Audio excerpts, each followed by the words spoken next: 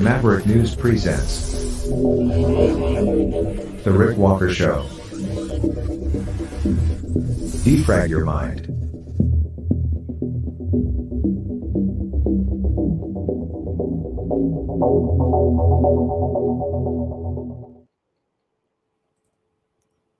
Good evening, Maverick family. Welcome back to the Maverick News Channel. I'm Rick Walker. Welcome new viewers from all over the world. Great to have you with us. It was a big show last night, and we have another cool show here tonight as well. We're going to kind of rewind a little bit and dip into some of the live stuff going on at this Republican Presidential Forum in Des Moines, Iowa, hosted by Tucker Carlson tonight. We'll give you some of the highlights. It's been ongoing throughout the day, but we'll give you the key moments when the various presidential hopefuls came on stage and went up against Tucker Carlson, who honestly today has been pretty hard on some of these candidates, asking just the right questions and striking just the right tone, in my view. I think he's done an excellent job. He's not throwing any softballs.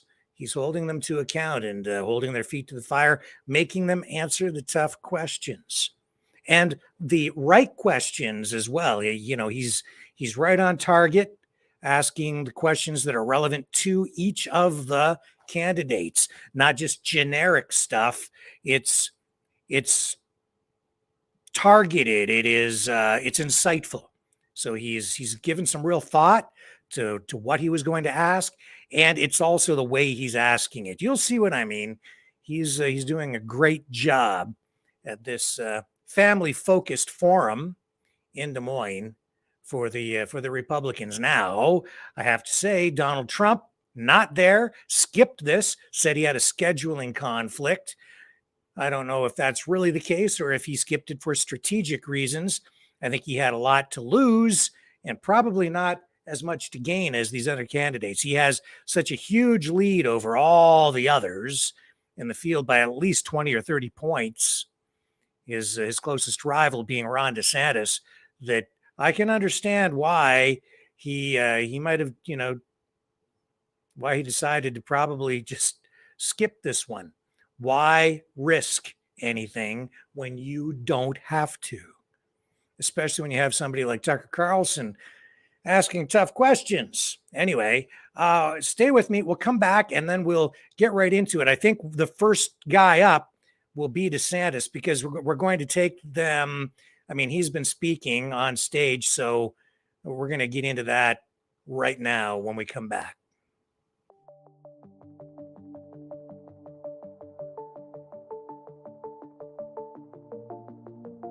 Greetings, brave Mavericks.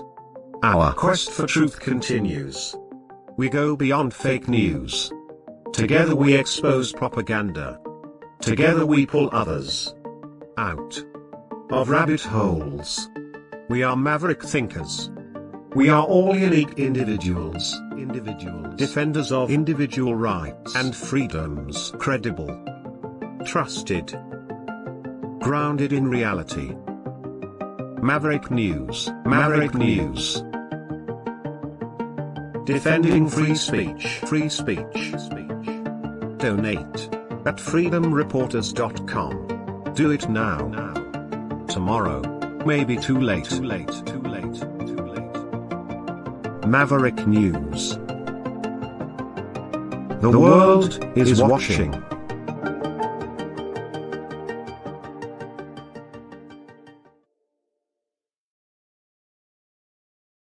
Okay, so first up, Ron DeSantis, closest contender. If RFK Jr. wasn't in the race on the Democrat side, I think DeSantis would actually be getting a lot more attention.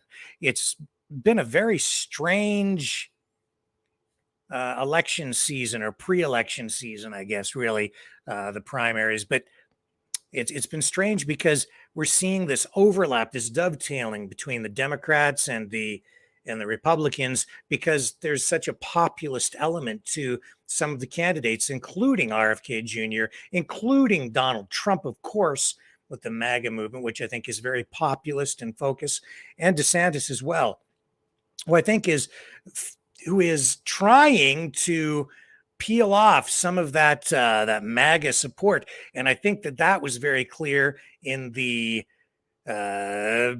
campaign video that they released, Mamas for DeSantis, earlier this week, which we ran for you, and it was very focused on family values, gender ideology, all those conservative things that DeSantis is focused on down in Florida, where he says Florida is where woke goes to die.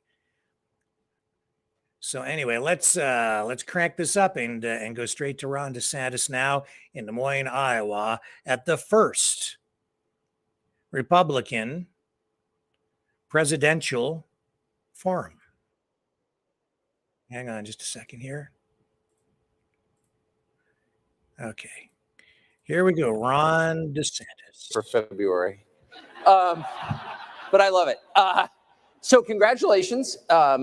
On everything you've been doing. You signed a ban on abortion after 6 weeks in Florida. Would you do the same as president nationally? Well, I'm very proud to say Kim Reynolds is here, and she signed a great heartbeat bill today. We were able to do that in Florida. We had a lot of opposition to that. I'm proud to have been a pro-life governor, and I will be a pro-life president. So, I mean, of course, I want to sign pro-life legislation. I think it's something that we need to develop a culture of life in this country. If you look over the last 50 years, we allowed practices that were barbaric. Post-birth abortion, when you have a fully formed baby 6-7 months in. And I don't think Rome's built in a day. I think it's going to take time to make progress in some parts of the country. But as president, I will be somebody who will use the bully pulpit to support governors like Kim Reynolds when she's got a bill, other states as they advance the cause of life. It is a critical issue, and it's one I'm happy to have done. And oh, by the way, this is an issue where I had a lot of supporters who were averse to me on this. Donors saying they didn't want to support me if I stood for life. It's been written about how I lost a lot of really big supporters. Some of them just aren't pro-life. Some of them think it's a political liability. And at the end of the day, you get into office to be able to do what's right. And you've got to stand on principle, and you've got to say, why am I here? If you're here to contort yourself into a pretzel, to try to not have to take on big issues, to take the political road that's easier traveled, then you're not somebody that's dependable. So we stood up. We did what was right. Yeah, we lost some support as a result of that. But if I had a chance to do it again, I do it every day of the week and twice on Sunday. So can you, so what you're saying is people need to be brought over to that. I mean, you have to govern by consensus. In a democracy, you have to convince people. So can you just give us your quick pitch, your speaking to someone of goodwill and good faith, a decent person who has a different position from you on abortion? How do you bring them to your position? What do you say? Well, look, I think that one of the most impactful moments of my life was with my better half right over there. The first child we had very early in the pregnancy, we're going in, getting an ultrasound, and I hear this whoosh, whoosh, whoosh. I'm like, what is that? That's your daughter's heartbeat. Wow. That changed me. I mean, I was pro-life at the time, but that really had an impact on me. And with science and technology, I think we have brought more people over. But at the end of the day, to do what Governor Reynolds just signed or what we did in Florida, a baby that has a detectable heartbeat, that is a life. And we're better off when everybody counts. We're better off when everybody's given a chance. And so we should stand for life. Amen. So I don't know if this is like too parochial to bring up here, but all of America is moving to Florida, so this is like an issue. We've reduced all environmental concerns to climate, but there's still an actual environment, and Florida has a red tide problem that seems to be getting worse, and then there's some indication that it's hurting people neurologically, and it seems like kind of a disaster. What can be done about that? Well, we've actually created an infrastructure in Florida, and I think it's a good thing because like the Democrats and the left, they talk about, global warming, they're going to change the climate. them forcing you an electrical vehicle is not going to change the climate when China is building a new coal plant every week. I mean, so just give me the break. This is trying to control your behavior. It's social engineering, and it's not something that's going to work. So what I've said in Florida is, okay, Democrats, I'm actually going to focus on the environment that Floridians like and enjoy, and that makes our state unique. So we tackled both blue-green algae, Everglades restoration, and red tide. We've created infrastructures and task force. We have money that will go in to do. So there's a lot of experiments being done on red tide right now with the program we put in, but you have to make a decision.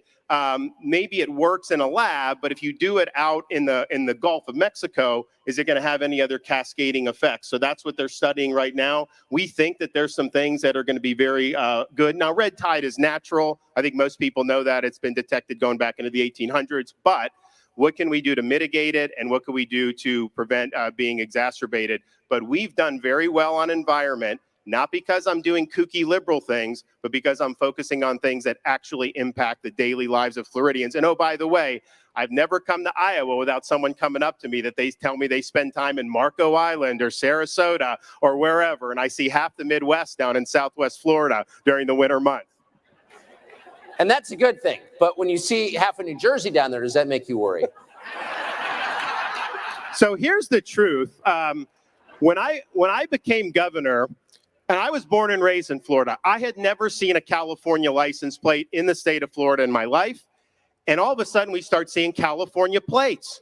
My supporters are like, uh-oh, who are these people? Because remember, I may have won by 20 points in November, but usually Florida races were 1%. So if you bring in 50,000 Californians, 50,000 people from New York, all of a sudden, it could be a blue state. We would have supporters go to supermarkets in like Palm Beach, find every New York or New Jersey license plate, put a flyer in the windshield and say, do not vote down here the way they vote up there.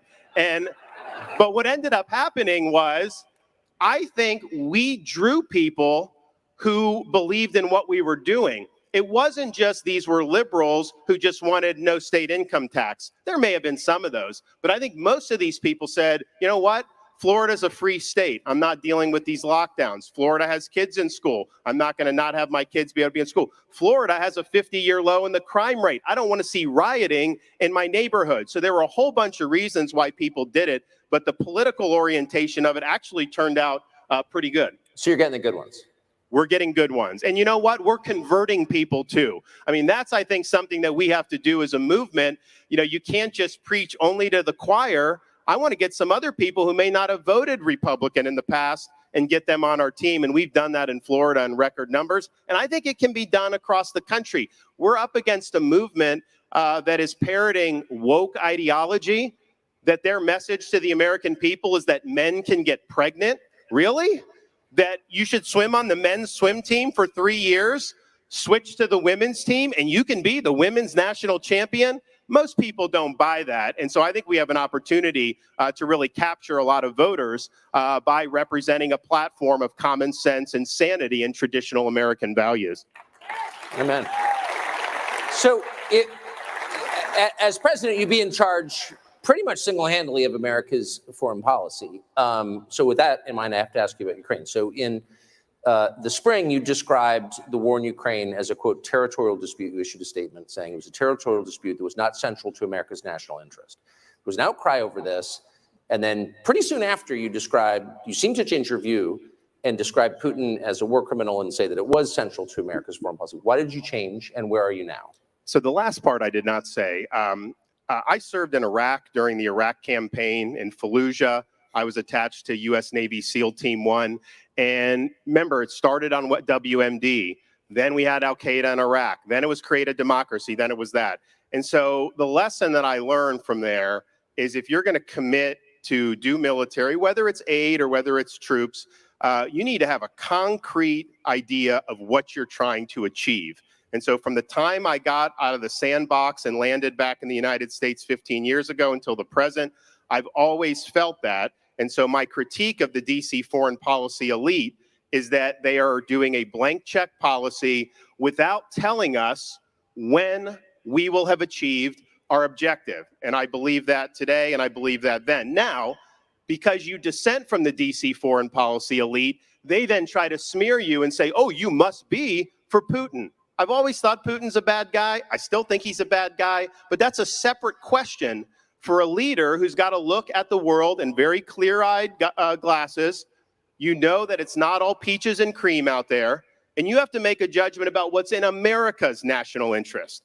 And so that's the position that I believe, and I also believe that I wish the DC elites cared as much about our border as they do about the Ukraine-Russia border. Because there's people pouring into this country. We have people dying from fentanyl overdose. The cartels are running the show. And what I've said is this is something on day one, declare a national emergency, mobilize all resources, including the military, stop the invasion, yes, build the wall, but most importantly, authorize the Border Patrol, authorize our military to deal with the cartels. If they're breaking into our country, bringing product, if I'm in charge, that's going to be the last thing they do because they're going to end up stone cold dead. Amen. So what, we just go back. No, so, but you had a great critique. So what is the goal, do you think, in Ukraine? When do we know we've achieved it? They will not define it. And what do you think it should be? I think the goal should be to have a sustainable peace in Europe. Okay, we don't want there to be war breaking out. There have been a lot of people that have been killed, displaced. It's a horrible thing. But you have to provide an articulation of where you're going to go to get there. And my fear is right now is they're basically doing an open-ended conflict. This is going to be a multi-year quagmire. There's going to be a lot of people that are going to die. And there's not going to be much facts changed on the ground. And the dispute at this point, or the war at this point, is not whether Ukraine's government is going to fall. They're fighting over territory on the far eastern part of the country between Russia and Ukraine. And that's kind of where this is at. So the question is, okay, how do you get that to where we can stop this? And also, from our national interest, this is humiliating for our country that we're running out of ammunition. They're now trying to mobilize troops, U.S. troops, to go to Europe when we have a major threat in the Indo-Pacific, the Chinese Communist Party, who they're basically given a free pass to. As president, I would prioritize the threats to our national security. The top threat to this country is China. It's China's ambitions, it's China's industrial capacity, it's the CCP's ability to pollute our culture, impact our universities. Incidentally, in Florida, we got rid of the Confucius Institutes that they put in universities. We cracked down on them being able to do research dollars to our universities, and we banned any purchase of land by the CCP in the state of Florida. So given that the thing, though,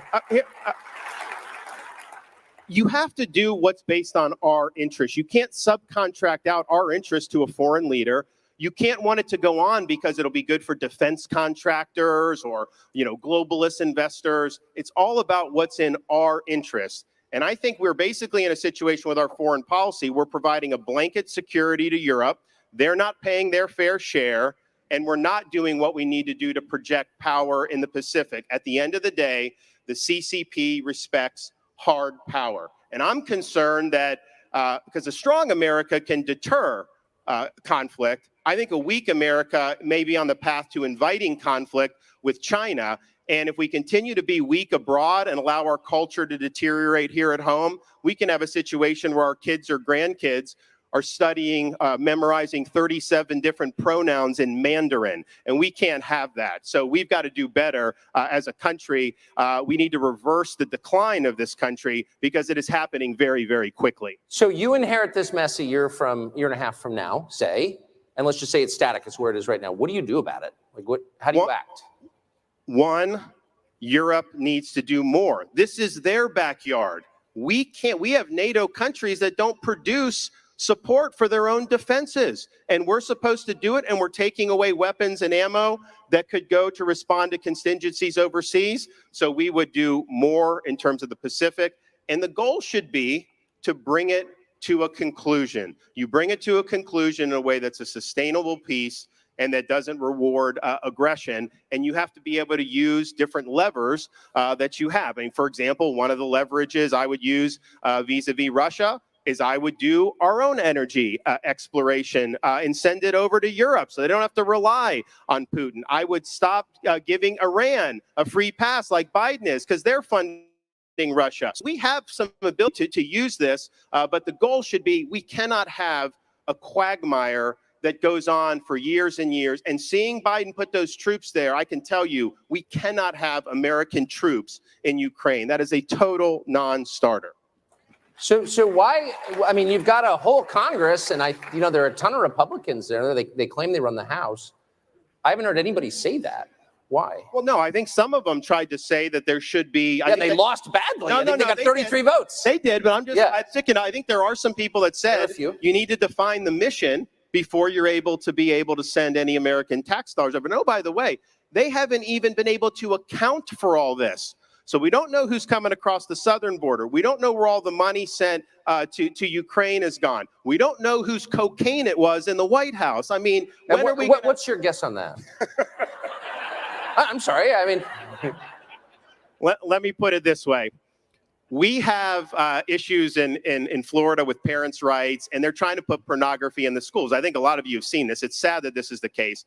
We allow the parents to blow the whistle. You can get it out. And our message to people has basically been like, look, adult material does not belong in a fifth grade classroom. If you want to see the pornography, just check out Hunter's laptop. I'm sure you can have that till your heart's content. Is that available in your schools?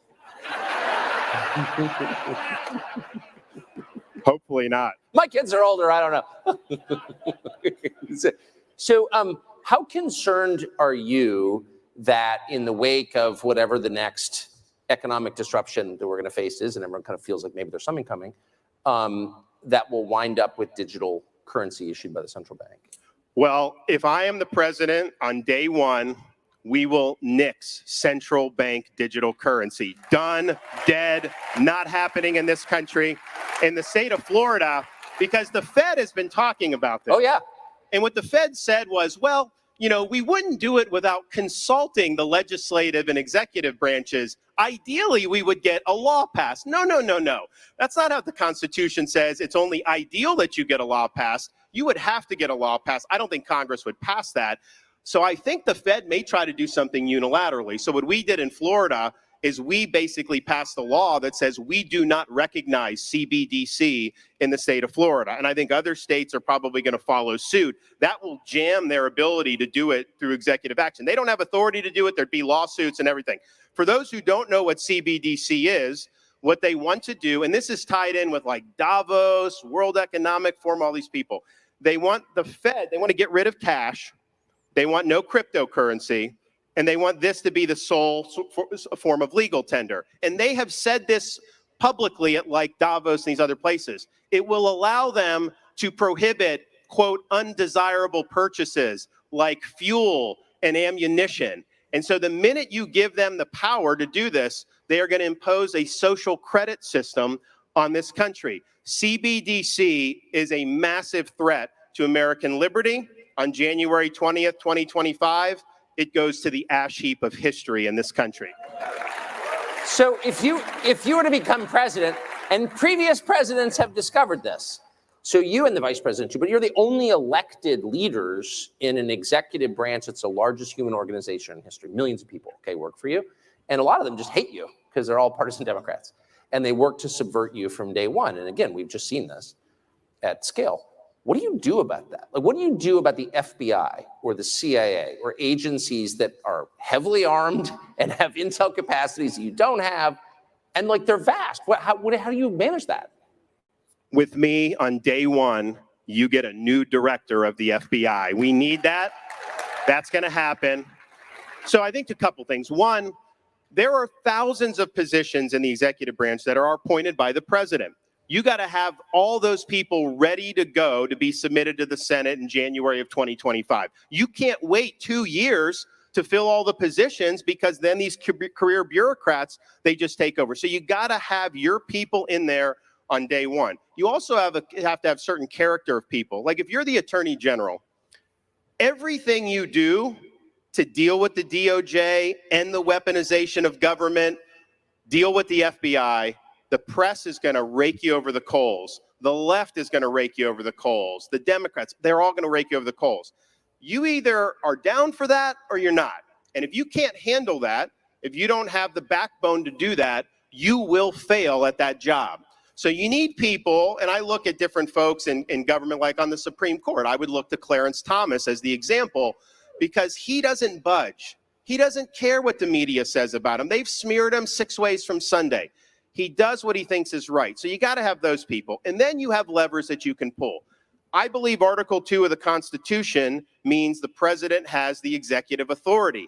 We just say these bureaucrats somehow can't be held accountable. I disagree with that. I think you can fire them. If we have an FBI agent going to harass a pro-life activist like they did Mark Houck and send a SWAT team, I'd fire them immediately. When you have FBI colluding with big tech to censor dissent, I would fire those people. Had I been president 2020, Anthony Fauci would have been fired, and you've got to be willing to do it. I mean, the censorship regime in place during the last presidential election, and by the way, I think it remains in place in the federal agencies, telling information providers, the social media companies, what they can and cannot run. No one's been held accountable. Meanwhile, Julian Assange is still in prison thanks to our efforts. Would you pardon him, and would you hold those people who are violating the First Amendment accountable?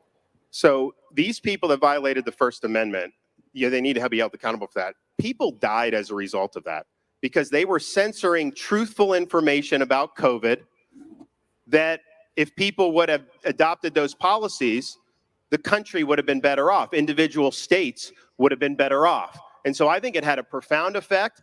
The fact that they censored dissent on COVID meant some kids got locked out of school for a year. The fact that they censored dissent on COVID meant that some people took some of these booster shots when they didn't need to, and they ended up having an adverse reaction. So it had major, major impact.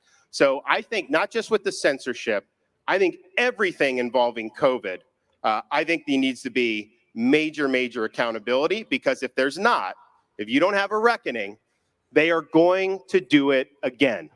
They are going to do it again. Now, in terms of using pardon, my goal is to end the weaponization of government.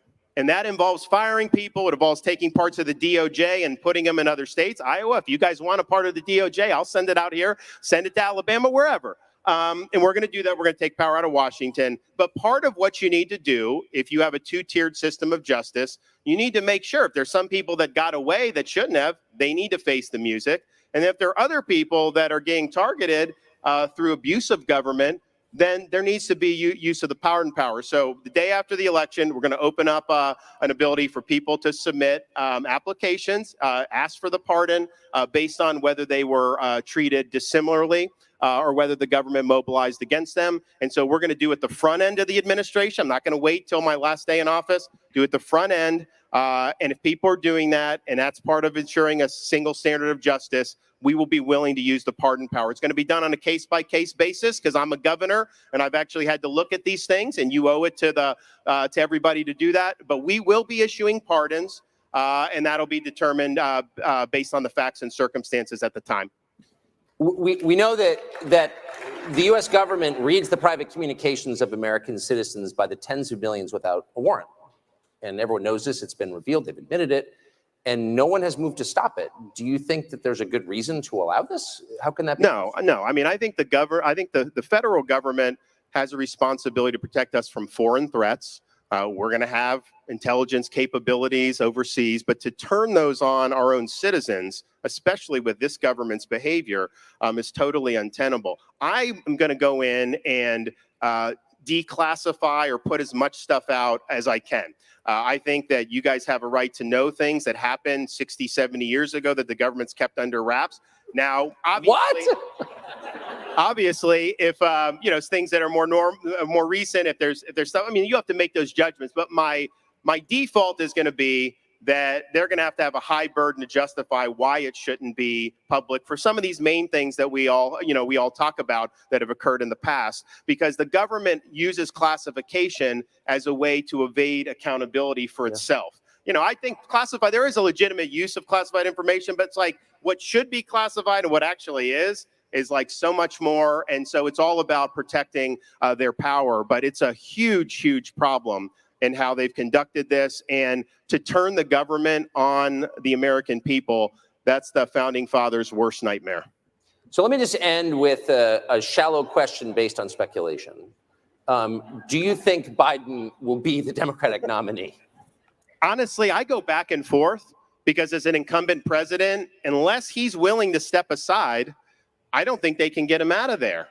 On the other hand, I'm fully prepared to have a Florida-California showdown and let the people choose what's the better vision for the United States of America, because I'm very confident that the freedom in Florida is what more people would choose rather than the public defecation on the streets of San Francisco. Governor Ron DeSantis, for it. Thank you very much. Thank you. God bless. Public defecation. Wow.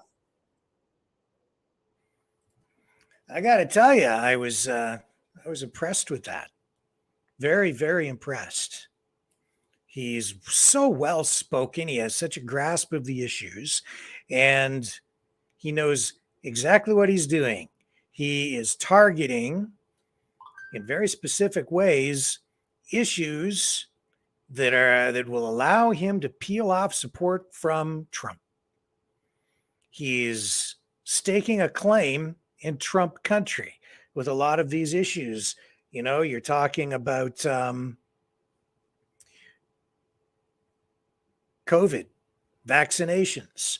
I've said many times that is Trump's Achilles heel. That's where he is vulnerable. And Trump just hit him hard right there. Trump deciding not to show up here today for this forum. After that, I can't help but think that that was a mistake on Donald Trump's part, because Ron DeSantis just scored some big points there in that interview with Tucker Carlson. This is not a debate here today at this first Republican presidential forum. It's not a debate. Each of the candidates is coming up and they're being interviewed, essentially, grilled by Tucker Carlson. But DeSantis fared very well there. Carlson did ask some difficult, some tough questions. But DeSantis, I mean, he handled every single one of them extremely well. He is very well spoken, a polished politician, but he not only has a good grasp of the issues, you can tell that this is a guy who knows how the system works. That's why he has been effective as governor down in Florida. He knows how to get things done. Now, I have to say that his campaign kickoff on Twitter, in Twitter Spaces, that was a dumpster fire. Whether that was his fault or not, you can assess for yourself. But that's behind him now, and he just performed extremely well there. I would say he's, in many respects, he's better spoken than Trump. But Trump, because his language is sort of, how shall I put it, less polished, he appeals more to, I think, his base. He has, I think, a greater appeal to the working class, the blue collar segment, labor, that end of the populist movement, more so than DeSantis. DeSantis, I think, is, he's better polished. He's got more polish. But that almost sets him apart from that element of the populist movement, the MAGA crowd. He doesn't, I think, because he comes off maybe a little more white collar, even though Trump is a billionaire, Trump comes off in a way that he appeals to, I think, just average, ordinary Americans, because he speaks like an average, ordinary American. His language isn't always spot on. He's not always grammatically correct. DeSantis isn't either, but he is more polished. So he comes off to me as more of like a white collar kind of candidate. But I mean, look, these issues that that were touched on, Ukraine. For me, he actually gained a little bit of ground there because I've been worried that DeSantis is kind of a hawk in hiding, that he will prolong this war, that he won't stop it. But he made it very clear, no American troops on the ground in there. He wants an end to the conflict. And again, he is a systems guy. He's a results kind of candidate, or he's a guy who wants to, clearly define objectives and then lay out a plan to get there. And that is not what has happened in Ukraine at all. And he's just pointed that out. So that's very refreshing as well. I got to tell you, again, I was very impressed because this is a guy who has made it very clear that he not only wants a plan, but he actually identified exactly, he told us what he would do. He says day one, he gets in there, you get a new FBI director. You're going to fire the director of the FBI. He's going to fire bureaucrats, public servants. Says he would have fired Fauci, which is exactly what the public wanted Trump to do, and Trump never did. In fact, Trump kind of came into office and then surrounded himself eventually, not long after coming into office, found that, the bench that he had wasn't very deep in terms of talent and expertise, because the team that he carried with him from the election into the White House came up short in many respects. So he had to kind of go back to the swamp to get some of those people with different expertise like Bolton to come in and shore up his team.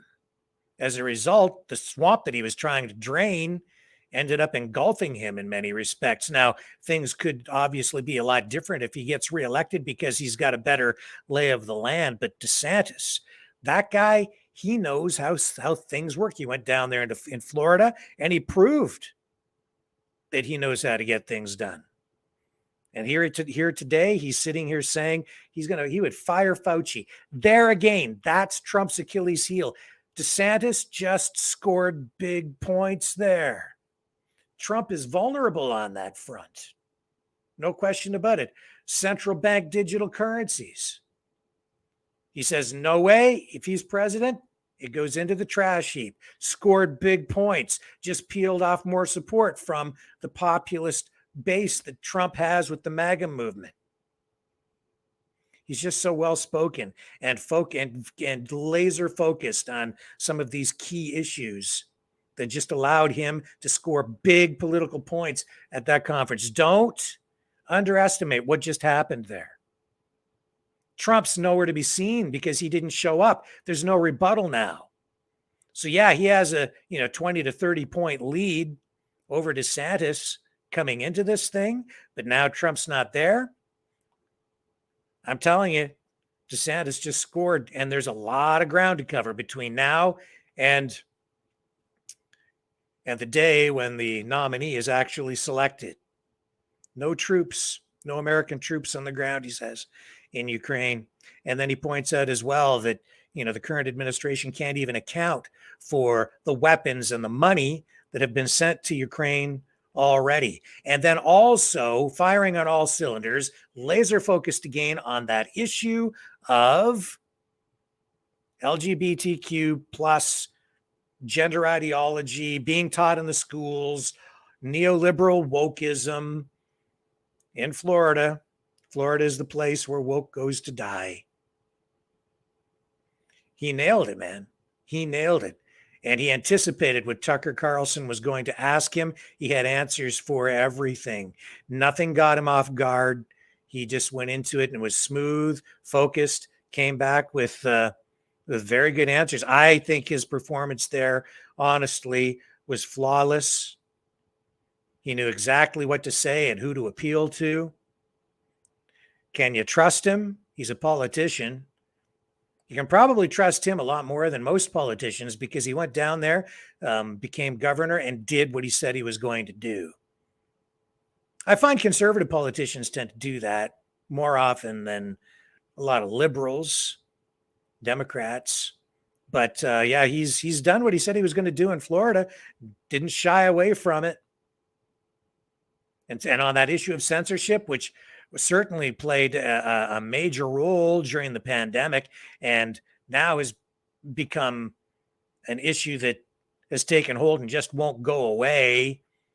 He's established a clear directive there as well. He's going to take a shot at that and address censorship issues and social media problems. Again, that is something that Trump complained about and complained about and complained about and never did anything about it while he had the opportunity, only to then be banned himself, kicked right off social media.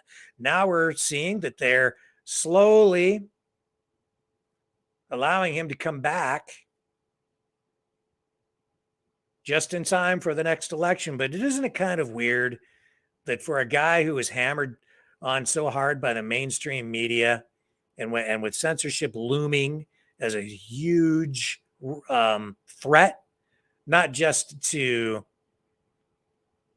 the democracy of the United States, but also to people's fundamental rights, to free speech, freedom of expression, that Trump ultimately really did nothing to address the issue as president. And I'm not sure I entirely agree with DeSantis and his views on China, where he is saying that it's really China that is the big threat to the United States. I would say that China is certainly a competitor. And I would say China, like any other nation state, is a threat to the United States in the way that any other country would be. But, and I do see how China does get involved, not only in the United States, but also in Canada in a variety of ways through these Confucius Institutes, through land purchases, investments, acquisitions of, corporate assets in order to exert influence both politically, culturally, economically within the United States, within Canada. And so DeSantis, again, taking aim at a direct issue, establishing a specific goal and taking action to achieve that goal, which in this case was to limit Chinese influence and acquisition of real estate. That's already being done in Florida. So he doesn't just talk, he acts. Very impressive performance. I got to tell you, I was super impressed with that.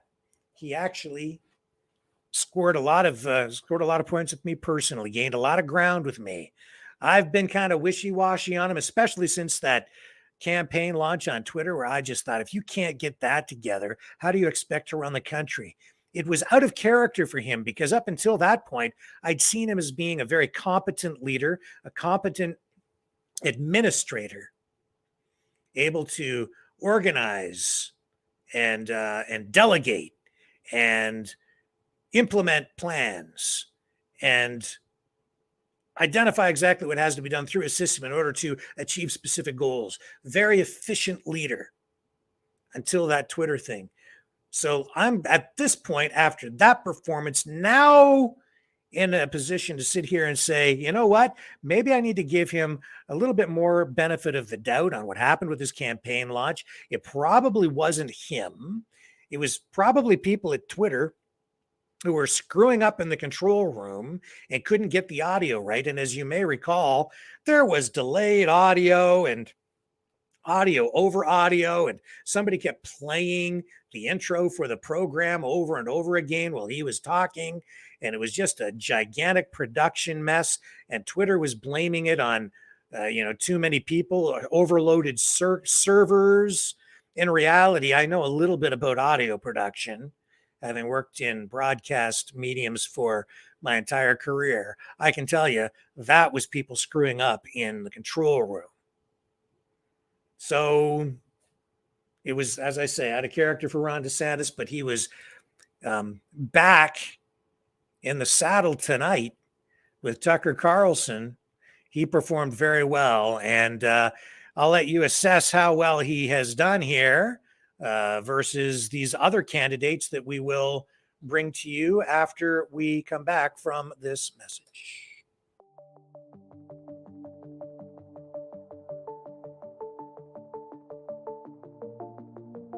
Greetings, brave Mavericks. Our quest for truth continues. We go beyond fake news. Together we expose propaganda. Together we pull others out of rabbit holes. We are maverick thinkers. We are all unique individuals, defenders of individual rights and freedoms, credible, trusted, grounded in reality. Maverick News, Maverick News. Defending free speech, free speech. Donate at freedomreporters.com. Do it now. Tomorrow may be too late. Maverick News. The world is watching.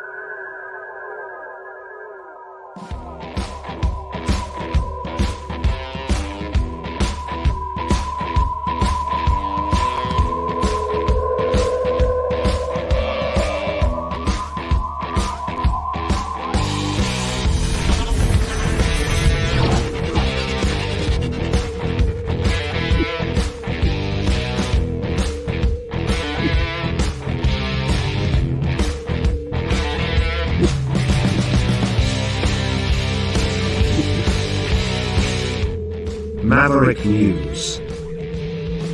The world is watching.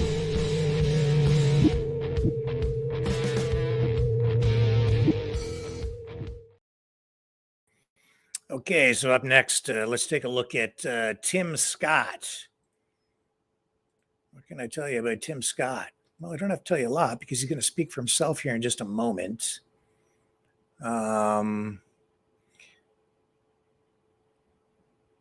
So, yeah, he is. I think he's trying to sell kind of a sunnier vision of the future than some of these other candidates, and very faith oriented.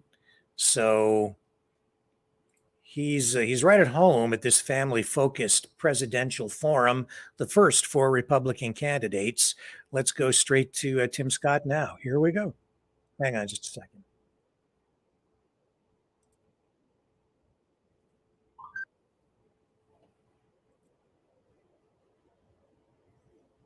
Okay, here we go.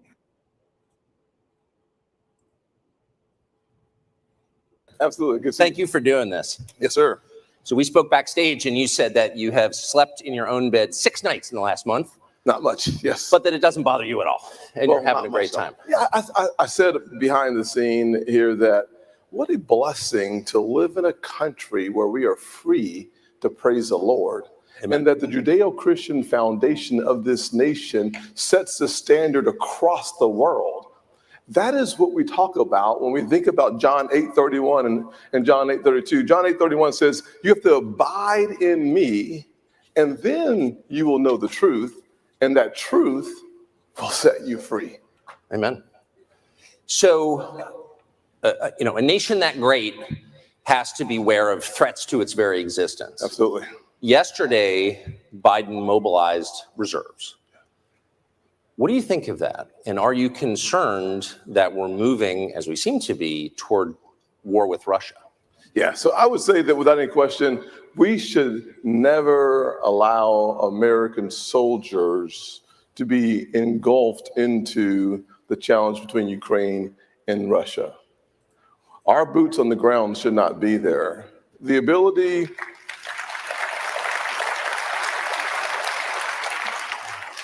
My mama wanted to preach her, so I'm going to stand up and do it the Southern way. Preach! Hallelujah! So, literally, I think one of the failures of President Biden has been his inability to articulate America's national vital interest in the conflict or the genocide in Ukraine. America's national vital interest is degrading the Russian military. When we degrade the Russian military, we make sure that our home front is safer and that our NATO ally partners that would cause us to send soldiers over is safe. When we have the land contiguous with Ukraine safe, we keep our American soldiers at home, and our primary objective should only be to engage when America's vital national interests are being engaged in. Unfortunately, President Biden has no ability to understand and appreciate what that looks like. Wait, may I ask, so you're saying that it's in our national interest, vital national interest, to degrade the Russian military, in other words, to fight Russia with other people's soldiers? I would say it this way. If you think about the world order that we established after World War II, if you think about a rules-based system, where does a rules-based system come from? It comes from this nation, our Judeo-Christian foundation, that says that there are rules of the road, that there is something called absolute truth. And we established that. As a part of that absolute truth, what we're trying to do is make sure that our home front remains safe. Keeping our home front safe means that evaluating the actual threats to our country, the most immediate military threat that could happen is Russia. Why is a good question. You look at their sixth generation jets, you look at their hypersonic weapons, you look at their nuclear arsenal. Everything that we do that degrades the Russian military is good for America. You look at the long-term threat to our nation, it's China. Their existential threat that we face long-term becomes China. You look at this rising axis of evil that we're seeing being formed, it's Russia, China, and Iran. Breaking that to pieces before it gets started, I think, is in our vital interest. So on the day last February that Russia invaded eastern Ukraine, Russia and China were not allied, but within weeks of the sanctions that we applied and the stated intent of the Biden administration to effectively wage war with Russia, you saw an alignment which is now hardened between Russia and China. The United States military cannot, as you know, since you oversee it as a member of the Senate, cannot actually defeat Russia and China united. And so it would seem that the Biden policies have created a larger threat, no? Well, I would say it by looking back to 2014. There are two times that we've seen incursions in Ukraine that create peril for America. The first time was under President Obama when he drew that red line in Syria and nothing happened, which gave permission to Putin to come in and take Crimea. The second time we saw was when President Biden sat back and watched as Scholz in Germany led the Western alliance to provide resources to Ukraine, which was a mistake colossal on our part. So what you saw was President Biden saying to Putin, I'm going to give you a list of areas that we don't want you to have cyber attacks. Weakness. Second that we saw, President Biden said, gosh, you know what? If you just take parts of it, it's okay. Well, when we have NATO territory that's contiguous, bombs, missiles on NATO territory creates a real challenge for our nation. Well, you can see how it could become, the Third World War very quickly. So why not force a peace? How would you do that? Well, you could tell Ukraine, and they are a client state of the United States, without American backing, there's kind of no Ukraine. We're literally paying the salaries of their bureaucrats. We want you to sit down, as they tried to do, but were stopped by our government, and stop this war. Yeah. And reach a peace as one does, where both sides, concede some of their interests. Like, why wouldn't that be in our interest to do that? I think the faster we get to peace, the better off we are. What we don't want to do, from my perspective, is allow ourselves to ask for a premature peace that cannot be achieved as the alliances continue to come together. To the extent that we can find our path out of this situation, the better off we are. So what's the point at which we'll know that we've achieved our goal? And I say that within the context of having watched 20 years of occupation in Afghanistan, where nobody could answer the question, what's the point? Yes. And no one in Congress ever asked that question, amazingly. So what is the specific goal here? Yeah, so I would say that the objective should be for Zelensky and Ukraine to be able to achieve victory by maintaining as much of their territory as they possibly can, and then seeing the resources that we've deployed, along with our Western alliances, achieving the peace that I believe comes when you get these two folks to sit down and have a conversation that allows them to determine where those lines will be drawn for the next 100 years. Okay.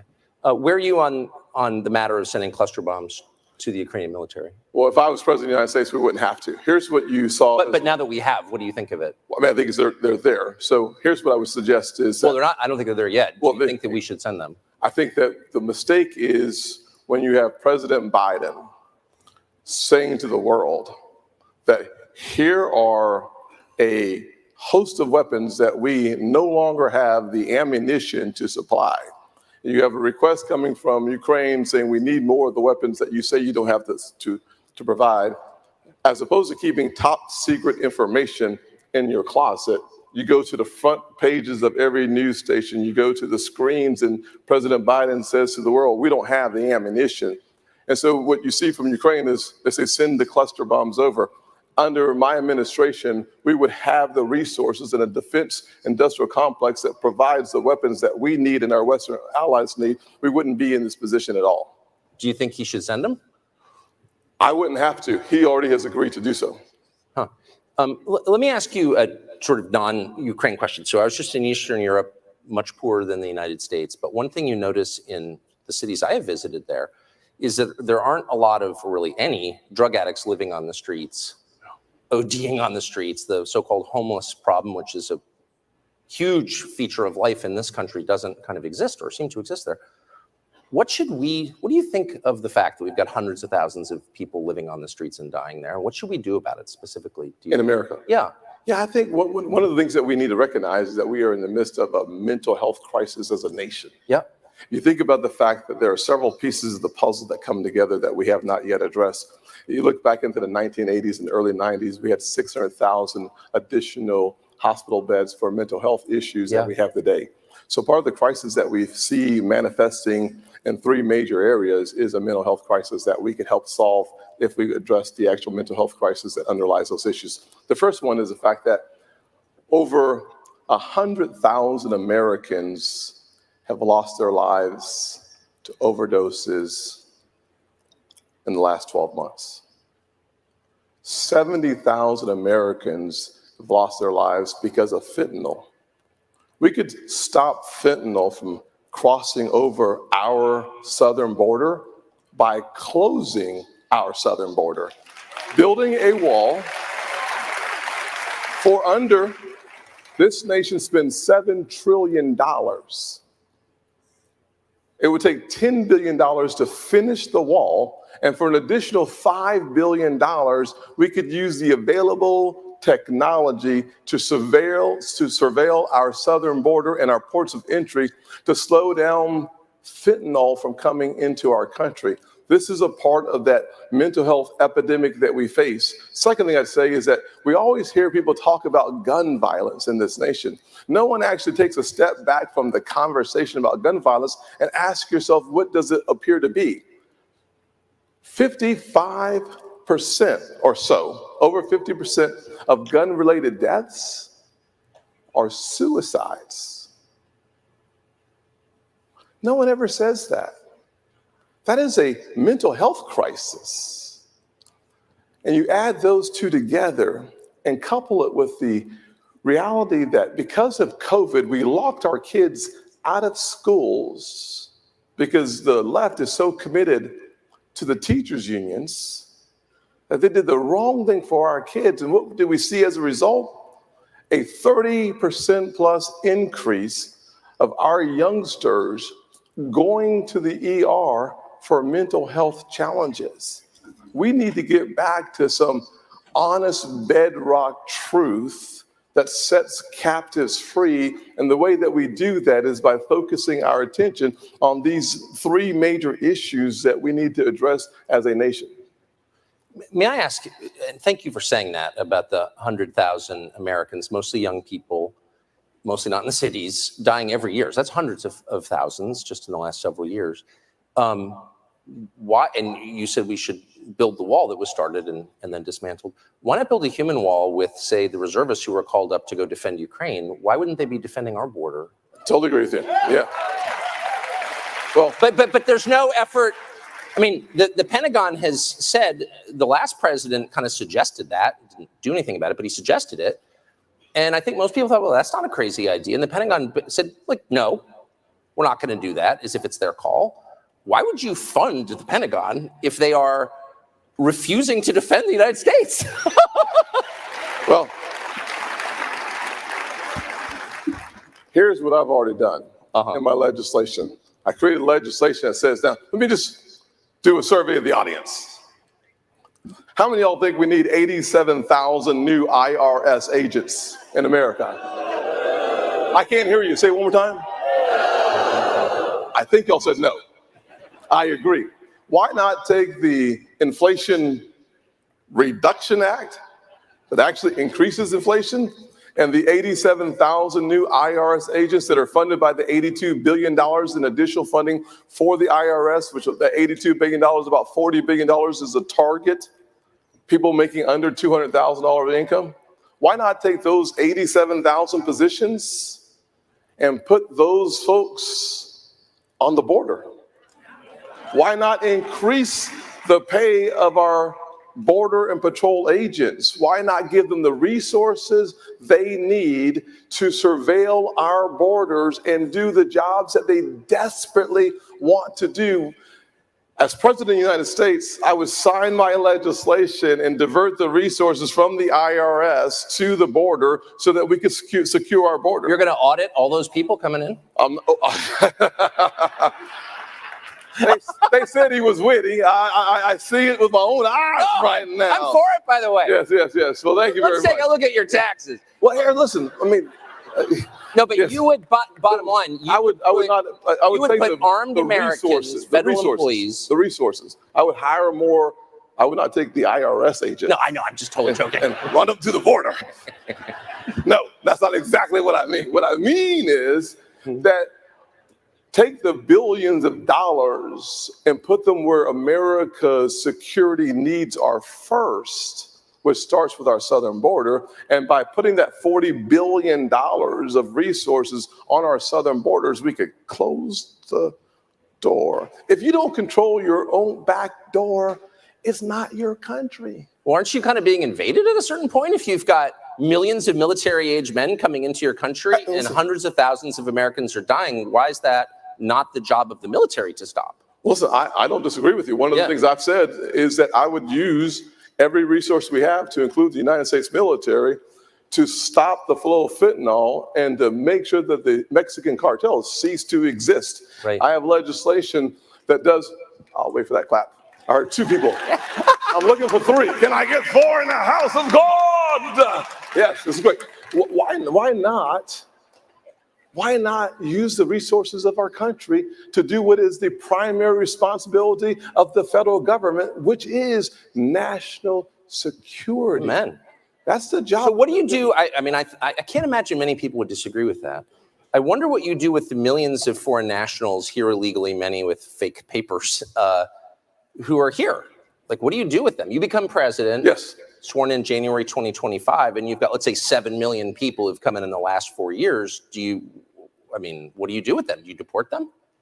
I think it's a very difficult task to deport them all at one time. But here's what we make sure they never do, is you never break the law and become an American citizen by breaking the laws. Well, hold on. But would you deport any of them? How many would you deport? I think you have to start the process of identifying where they are. Listen, this is a really important question. I hope that we don't miss this. Because those folks who come into our country illegally, even those who are seeking asylum, go around our country, and some of the asylum dates for your court appearance is 2033, 10 years from now. So finding those who've come to our country illegally has to be a part of the job number one. And that means that we're going to have to take a look panoramically across our country and make sure that we stop this thing called sanctuary cities and sanctuary states that receive our resources to make sure that the federal government cannot figure out where the folks are. So in order for us to achieve the goals that the really brilliant guy on the stage, I'm not talking about myself, wants us to achieve. That was a compliment, by the way. Oh, sorry, it went right over my head. I was like, ugh. Want to make sure I got it. Sometimes I give compliments. I have to let people Brilliant's know. a little strong. Okay. Really smart cookie over here. Achieve. We have to identify where they are, and I'm not going to pretend that will be an easy task, but that should be the responsibility. Well, but wait a second. The federal government's like knows where everyone is because everyone has a smartphone and they're tracking you. Yes. You know, so like we know anyone using a fake social security number. Why not just like drop them off in Tijuana? Bye bye. Well, I'm going to appoint Tucker Carlson as my bye-bye ambassador to figure this out. So we're going to work together on this. And I look a forward to sincere question. Like maybe the reason that people come by the millions, uninvited, illegally, making a mockery of the rule of law. I have to obey the law, but someone from Haiti doesn't, or what? But they come because they know that no politician will say, come and you're leaving. Like they don't put up with this in Japan. Absolutely. Well, they don't put up you're gone. Why not do that? Here's the fact. I would recommend that we do that. The question isn't doing that. It's finding the 7 million that's already here and getting rid of them was the first question. But the second question is a better question because if you look at the laws of Mexico, they have the same laws. They're stringent laws. The second time you're caught in the country, I believe the offense is 10 years in prison. Oh, of course. And so it's a real country. We enforce the laws of our country, and if we did so, we would not have the problem. What we have today is a president who does not mind our border being insecure, unsafe, and wide open. If I was president, we would shut that down, and we would stop folks. We would put back in place the asylum policy that requires you to receive or to request asylum on countries that are contiguous with you, which doesn't include the America. And we would also reinstate the stay in Mexico policy. So we would find a better path forward by just finishing the wall, reinstating policies that work, and stop that flow. Well, so here's, I'm just interested because all measures are relative. So Russia's bad, Russia's a threat, Putin's evil, got it. But the total body count from Russia in the United States is right around zero. Like I don't know anyone who's been killed by Russia. I know people personally who've been killed by Mexico.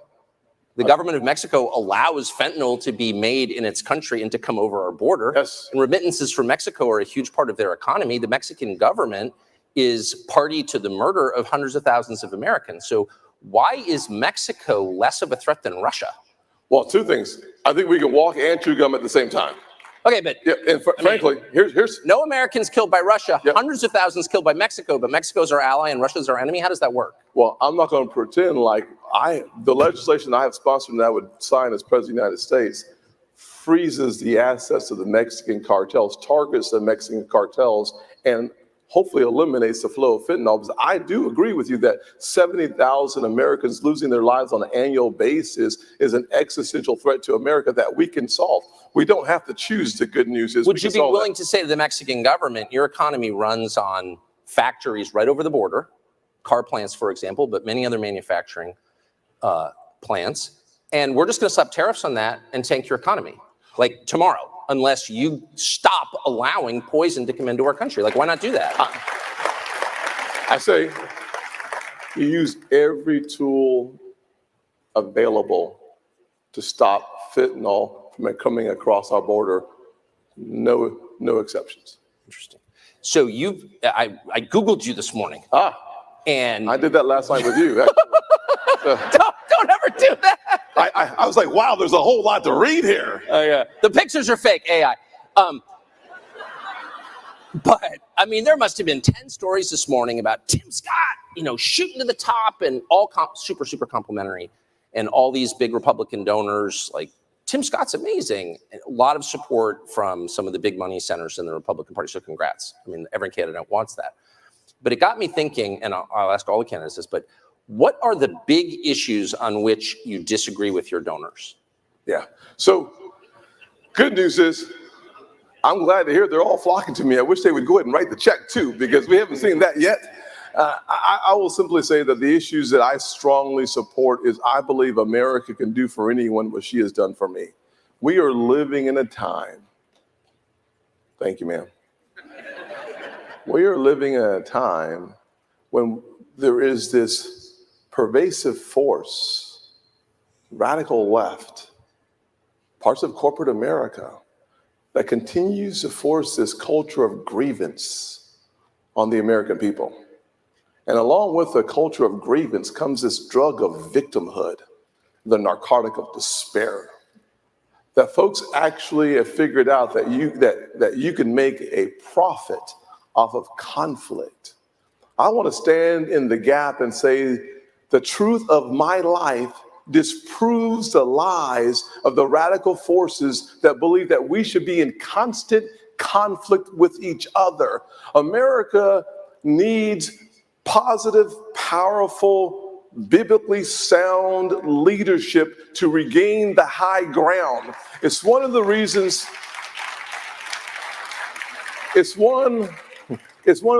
why when I became a Christian September 22nd of 1983, I started reading the gospel and understood that I'm a part of a bigger family, that a guy who grew up in a single parent household, mired in poverty, who wanted to know, who am I according to my Father? I found in Galatians 3:28 that I'm actually adopted, a joint heir in the family of God. And as part of that family, all things are possible. And there are forces in this nation that hates objective truth. Here's an objective truth. 2 genders, 1 truth. You see, here's where we have to get to.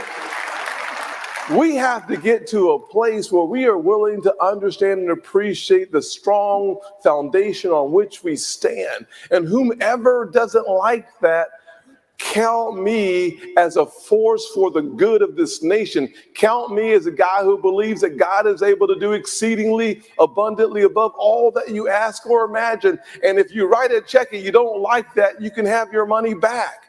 Because I don't stand for donors. I don't stand for folks who contribute.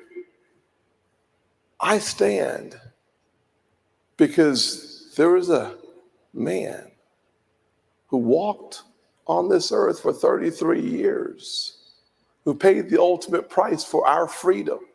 And if I'm going to do my job is, according to Matthew 25:21, well done, my good and faithful servant.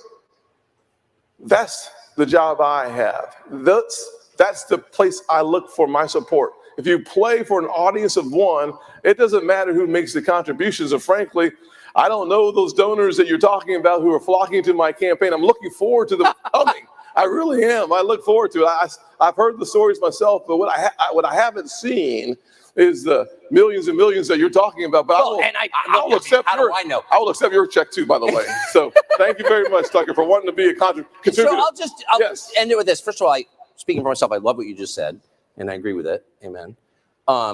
It's just that a lot of Republican primary voters have gotten kind of cynical because the Republican Party doesn't care what they think, obviously. Yeah.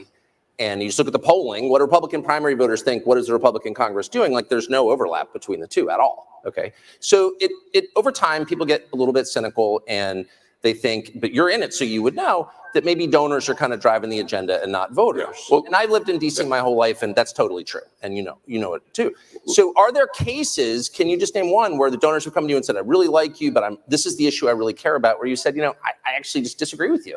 Well, let me give you an example where I am already consistently on the record. One of the areas, I'm the leading Republican on the banking committee. I think when banks go belly up and leave the bag for the American taxpayer, we should claw back the money from those bank executives. I led that legislation to get that done, number one. Number two, donors don't like that. So they don't like that at all, no question about that. But we should not be concerned about the donors. We should be thinking about a responsibility. My responsibility is to the bosses that I serve.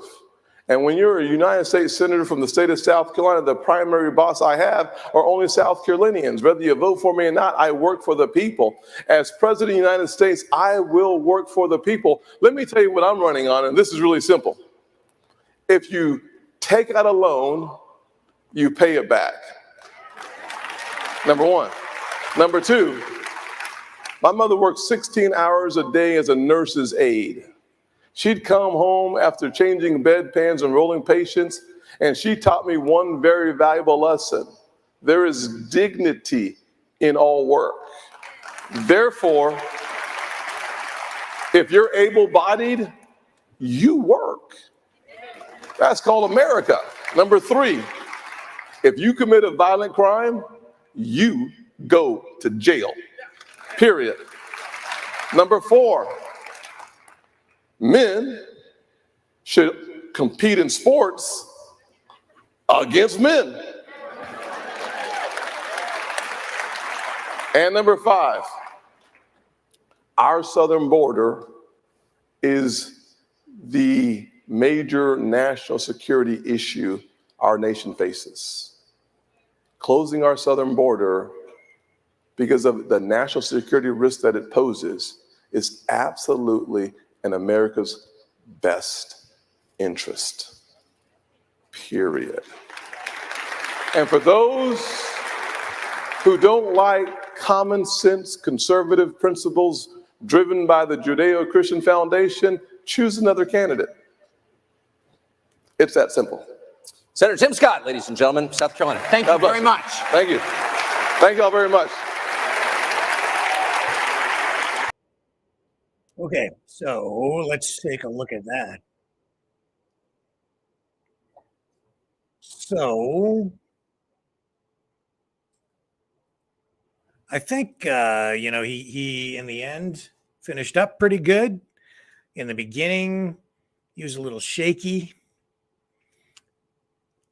I'm not sure how his position on Ukraine will resonate with the conservatives within the conservative movement. I don't think there's that much support for the conflict in Ukraine, and I don't think there's that much support within the Republican Party right now, especially the populist wing, for confrontation or even a confrontational platform as it relates to Russia. I don't think anybody on this side of the political spectrum really wants to go to war with Russia directly or irritate them any more than they're already irritated. But there's Tim Scott on stage saying that he is in favor of policy that would degrade Russian military capacity, which is essentially what we're getting with the Biden administration right now, where they went into this thing with these claims that they were and continue to defend democracy, but then admitting midstream that what the real objective is to degrade the Russian military, to wear down Russia over time. And they've been, as I've said many times, they've been throwing all their old military hardware at this, having that stuff blown up, and they'll use that as justification for investing in the production of new, more advanced, modern hardware, saddling Ukraine with the debt and taxpayers with the debt of selling off, the debt that comes with selling off all that old hardware. But anyway, there's Tim Scott, Senator Tim Scott, saying that he also believes in this new, well, it's not so new, but the current commitment from NATO to a rules-based international order, or as he referred to it, a rules-based system. What he refers to as absolute truth, but I think he's very, very mixed up, because the rules-based international order is really just a bunch of bureaucrats, dictators, officials from various countries, leaders, I put that in quotations, sitting around who've made up their own set of rules that they're trying to impose on other countries, which is actually an assault on the sovereignty of other nation states. unless those other nation states cooperatively agree to adhere to those rules. But an absolute truth comes from a higher place, and that is not what the NATO, UN, globalist, WEF, World Health Organization, rules-based international order consists of. It's actually, in every respect, quite the opposite. It's not about ensuring or enshrining the sovereignty and therefore the rights of any nation state through the power or the word of the Almighty God or some higher power. It puts all of the power into the hands of a few people who are not even honestly directly elected, because they represent this collective of countries, NATO. But those people in charge are not actually an elected body, not by the people. Each country has its own elected government, but then these people are actually unelected. And then they usurp the sovereignty of these other nation states. And that's largely what this conflict in Ukraine is about, too. It's in large part about sovereignty, the preserving the sovereignty of Russia. That's the way Russia sees this. That's why they see NATO, even having Ukraine as a de facto NATO nation state, not an actual NATO nation state, but even having the United States in there as an influence. That's why they see it as an existential threat, an actual threat to the existence of Russia. Tim Scott standing up, walking around on that stage, it didn't feel right. It felt very staged to me. It felt like it didn't come off terribly, but no, there was a lot of performing going on there that I thought felt a little bit forced, a little bit stiff, not natural. And because he did that, he sort of walked forward and left Tucker Carlson behind, started to ignore him. It felt almost, and I hate to use the word, but it felt a little disrespectful. I think it was inadvertent, but nevertheless, that was the feeling that it gave me. Perhaps you had a different take on it, but I didn't think it was working that well. He was trying to speak to the audience rather than just engage with Tucker Carlson. But I think you could have done that. He could have done that more effectively simply by just turning and looking at the audience and not turning his back on Tucker Carlson. I don't think it played well. And then Carlson was sitting in the background making kind of grimacing faces at times, thinking, but it almost at times looked like Carlson just wanted to tell the guy to take a hike and maybe, as Leo said, STFU. So I don't think that Tim Scott really did that well. He tried to touch on those key issues, gender ideology and things like that, but not nearly as effective as what we saw from Ron DeSantis. And I don't think he gained any appreciable ground there in that performance. And while there may be some mainstream media reports hyping Tim Scott right now, I don't think he stands a chance. He's just an also-ran. In fact, the truth of the matter is, for the most part, you could go walk around out on the street and ask people who's running against Donald Trump.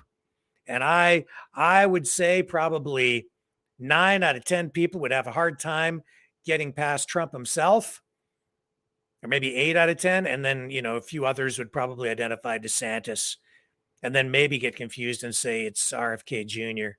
when, he's actually running on the Democrat ticket.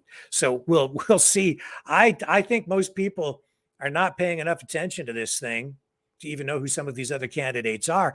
But it's still very important to pay attention to what's being said here, because whoever ends up getting the nomination, they'll be looking at who is running against them, and there will be deals made along the road, along the path to the presidency, to the nomination, where, you're going to be looking at potential running mate here.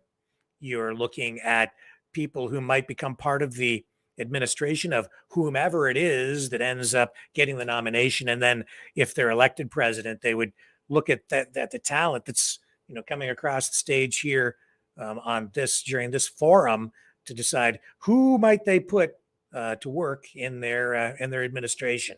So that's largely too what goes on during these sessions. Is some of these guys, they know they don't really stand a chance of winning, but they're positioning themselves for a potential position within an administration and for future runs in other elections at the nomination down the road. So there's a lot of strategy playing out here, and that's why it's actually important to still pay attention and listen to what these guys have to say. Plus, they have a lot of sway and influence, even if they don't get the nomination. They do have each and every one of these people have some influence and power within the system itself. And I really strongly disagree with his position on Russia and the conflict in Ukraine. And I think Carlson was absolutely right to call him out on this and say, hey, what about Mexico? Why is Mexico our ally and Russia our enemy? And he says, well, I think we can walk and chew gum at the same time. And I just wasn't buying it. Anyway, we'll be right back right after this. The New World Order. Government overreach. The Great Reset. Mainstream media lies. Now more than ever, independent voices are needed. Donate now at freedomreporters.com. That's freedomreporters.com. Maverick News.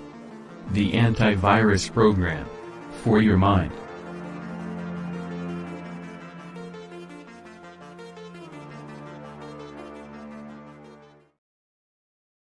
Okay, so let's take a look at what Asa Hutchinson had to say. He ended up sparring with Tucker Carlson, and it did not go well for this guy.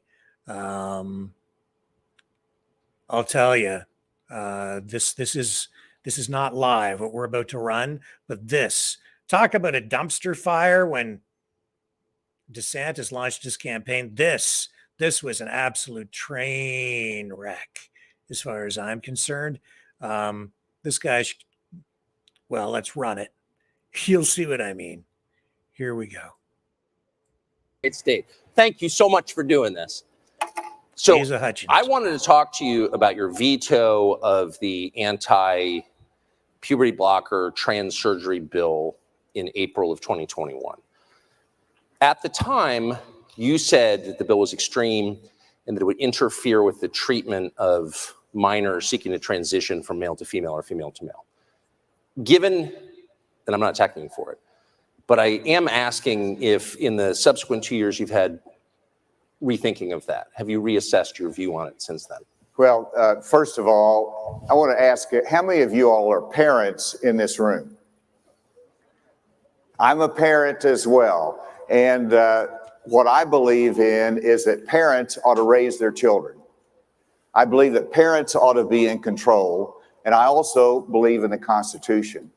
I believe that God created two genders and that there should not be any confusion on your gender. But if there is confusion, then parents ought to be the one that guides the children. That to me is an important fundamental principle. Now, obviously, you could take it too far, and if there would have been a bill that said you should not ever have transgender surgery as a minor, I would sign that in a minute because no parent should be able to consent to that permanent change. But this bill did go too far. It was unconstitutional. It interfered with parents. And so I sided with parents on that bill in managing the most sensitive issue that a parent can face. And I believe in a limited role of government. And so, if I don't think that California ought to be able to tell parents, you need to have gender affirming care for the children. The government should not do that. And in the same way, let's keep the government out of it unless it's that extreme case, and let's let parents guide the children. I stand with parents. So, and amen for standing with parents, and I think everyone in the room would agree with that. But the reason I asked the question was not to bring up a sore subject, which I know that it is, but to ask if in the subsequent 2 years, you had said that you drew the line at castration of physical altercation of a child's body because it's permanent. But in the subsequent 2 years, I think we've learned that hormone therapy for prepubescent children is permanent. It changes the bone structure, it changes the brain of the child. A lot of people believe, including me, that it destroys the child's life, but it is permanent.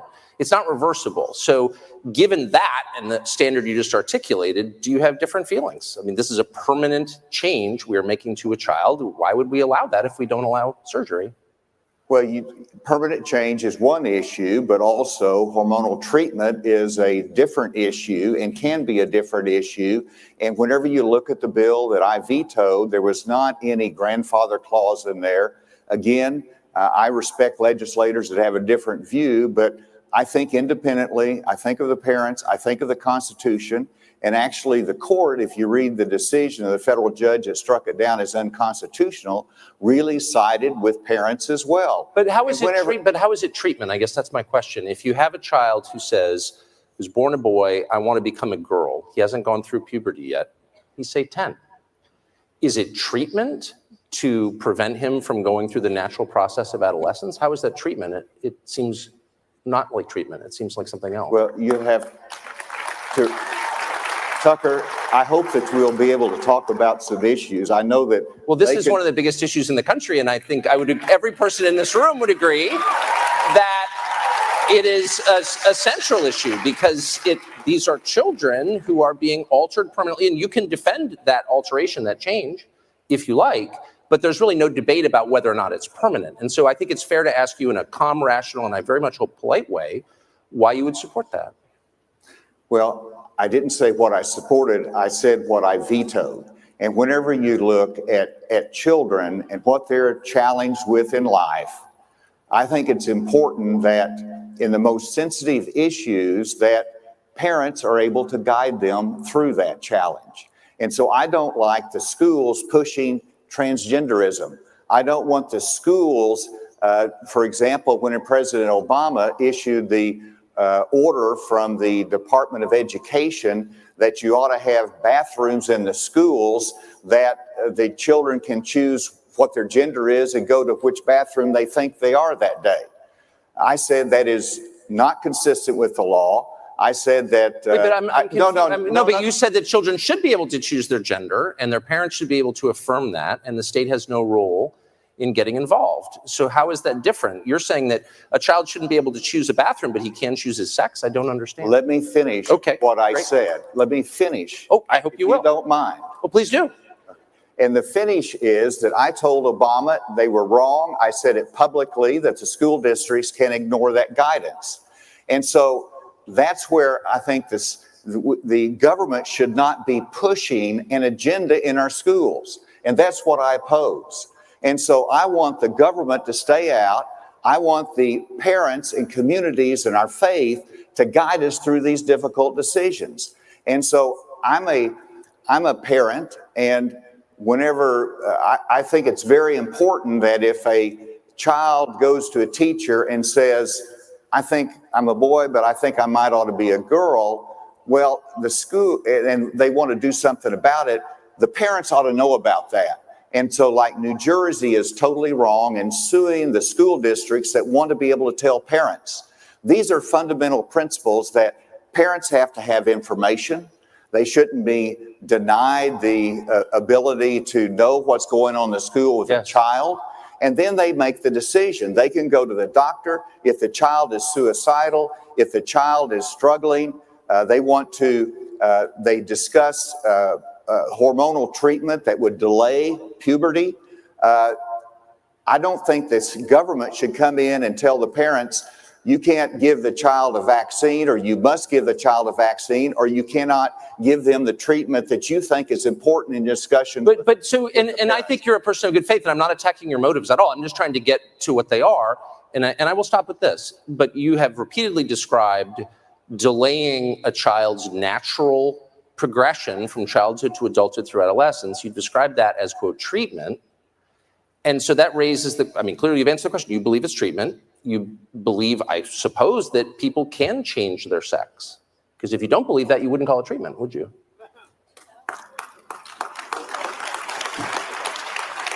Well, God created two genders, and that's what I have stated. And whenever you look at the decisions on that, no, I don't support that. I wouldn't make that decision in my family about changing genders. And I don't believe that taxpayers' funds should be used for transgender surgery or treatment through Medicaid or Medicare or in our military. I don't believe that should happen because traditionally, whether it's the Hyde Amendment that you prohibit funding of abortion with taxpayers' dollars because it violates the religious commitment of many people, the same principle should apply here. I'm saying one simple fundamental thing, that we have to have a debate as to what is the limited role of government. Let's encourage parents to make decisions.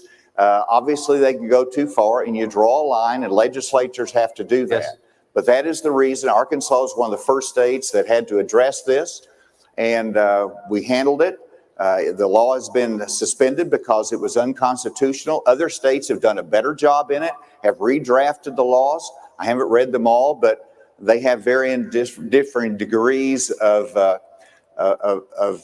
changes in it, such as having grandfather clauses where you don't force a parent to take the child out of state whenever they're undergoing treatment. Well, no one would be forcing the child to go out of state. The parents would make that decision. But one of the powers that government did usurp over the past several years is the right to decide what medicine you take in the form of COVID mandates. How did you feel about that? And how many COVID shots did you take? And how do you feel about it now, in retrospect? How many COVID shots did you take? 0. But I think it's fair, and I can see that you recoiled when I asked you that question. And I don't think, honestly, you should be asking people about their medical care, but that became a matter of public policy. And I do think that the whole country ought to pause and assess, like, what did we just go through? How do we feel about it now? And so it's a very straightforward question. Well, I'll give you a straightforward answer on a number of points there. First of all, in Arkansas, we had no governmental mandates. In fact, we passed a law which I signed that prohibited government from mandating the vaccine to be taken by government employees. Bless you. And whenever the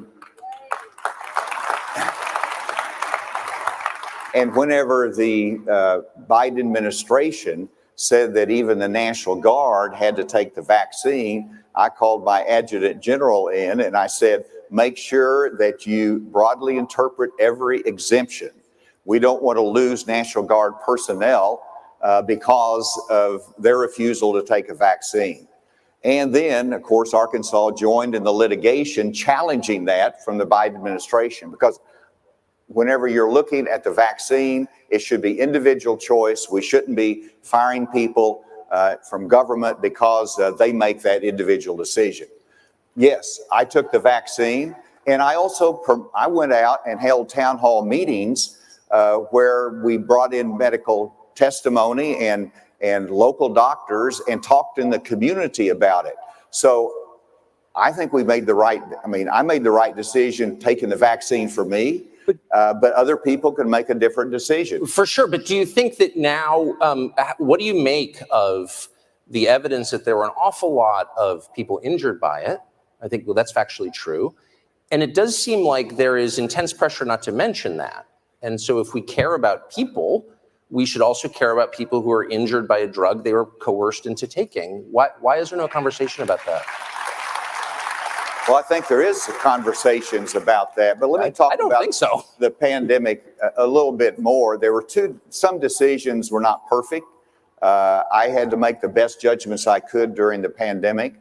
And as a governor, I made 2 decisions I think were very important. One of them was that whenever you look at the businesses, there was enormous national pressure to say, you're an essential business, you're a non-essential business. Non-essential businesses have to close down. I looked at that and I said that every business that provides a job for a family is an essential business. And I'm going to keep them open. And the second, and because of that, our economy recovered We didn't shelter in place, which were one of few states that made that decision. The other one was I kept our schools open after that spring where we all went virtual. I said, this is not working, particularly in a rural state. And as a result of keeping our schools open for in-classroom instruction, Arkansas ranked number 2 in the nation for days of in-classroom instruction during the pandemic.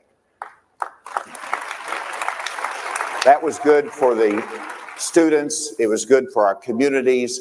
It was diminished the learning gap. And so we don't handle things perfectly, but we make good judgments. And those were 2 that I think will stand the test of time. So I want to ask you a question that Senator Scott and that I asked Senator Scott, which is, do you think, and would you as president use the U.S. military to seal our southern border? Well, it's very important that we use our military to support our protection of the southern border. What I would do in approaching the southern border, and of course I was in charge of border security during the Bush administration. Yes, I know. Yep. And as some people might remember, we didn't get it perfect, but it looks perfect compared to what you see today. For sure. And so I have a little bit of experience along the border security. I was head of the DEA, and so I had to deal with Mexico in reference to the cartels. And that is probably the number one thing that is important, is to address the cartels, to declare them foreign terrorist organizations that harm Americans, that cause a great deal of human suffering, and are responsible for bringing fentanyl in that's killing our citizens and our young people. Yes. And so the southern border, we need to increase our borders resources with our Border Patrol.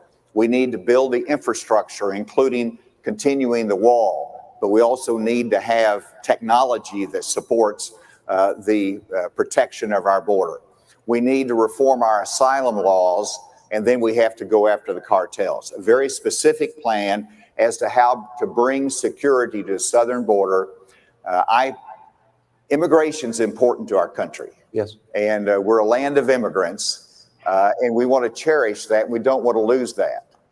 But we also need to make sure that we protect our border from a security standpoint and from a sovereignty standpoint that defines a sovereign nation whenever we can control our borders. Amen. And I think most people agree with that or say they agree with it. But just to more precise action questions. So we have U.S. military personnel in over 100 bases around the world. The president, as you saw yesterday, mobilized some reserves to support the effort against Russia in Eastern Europe.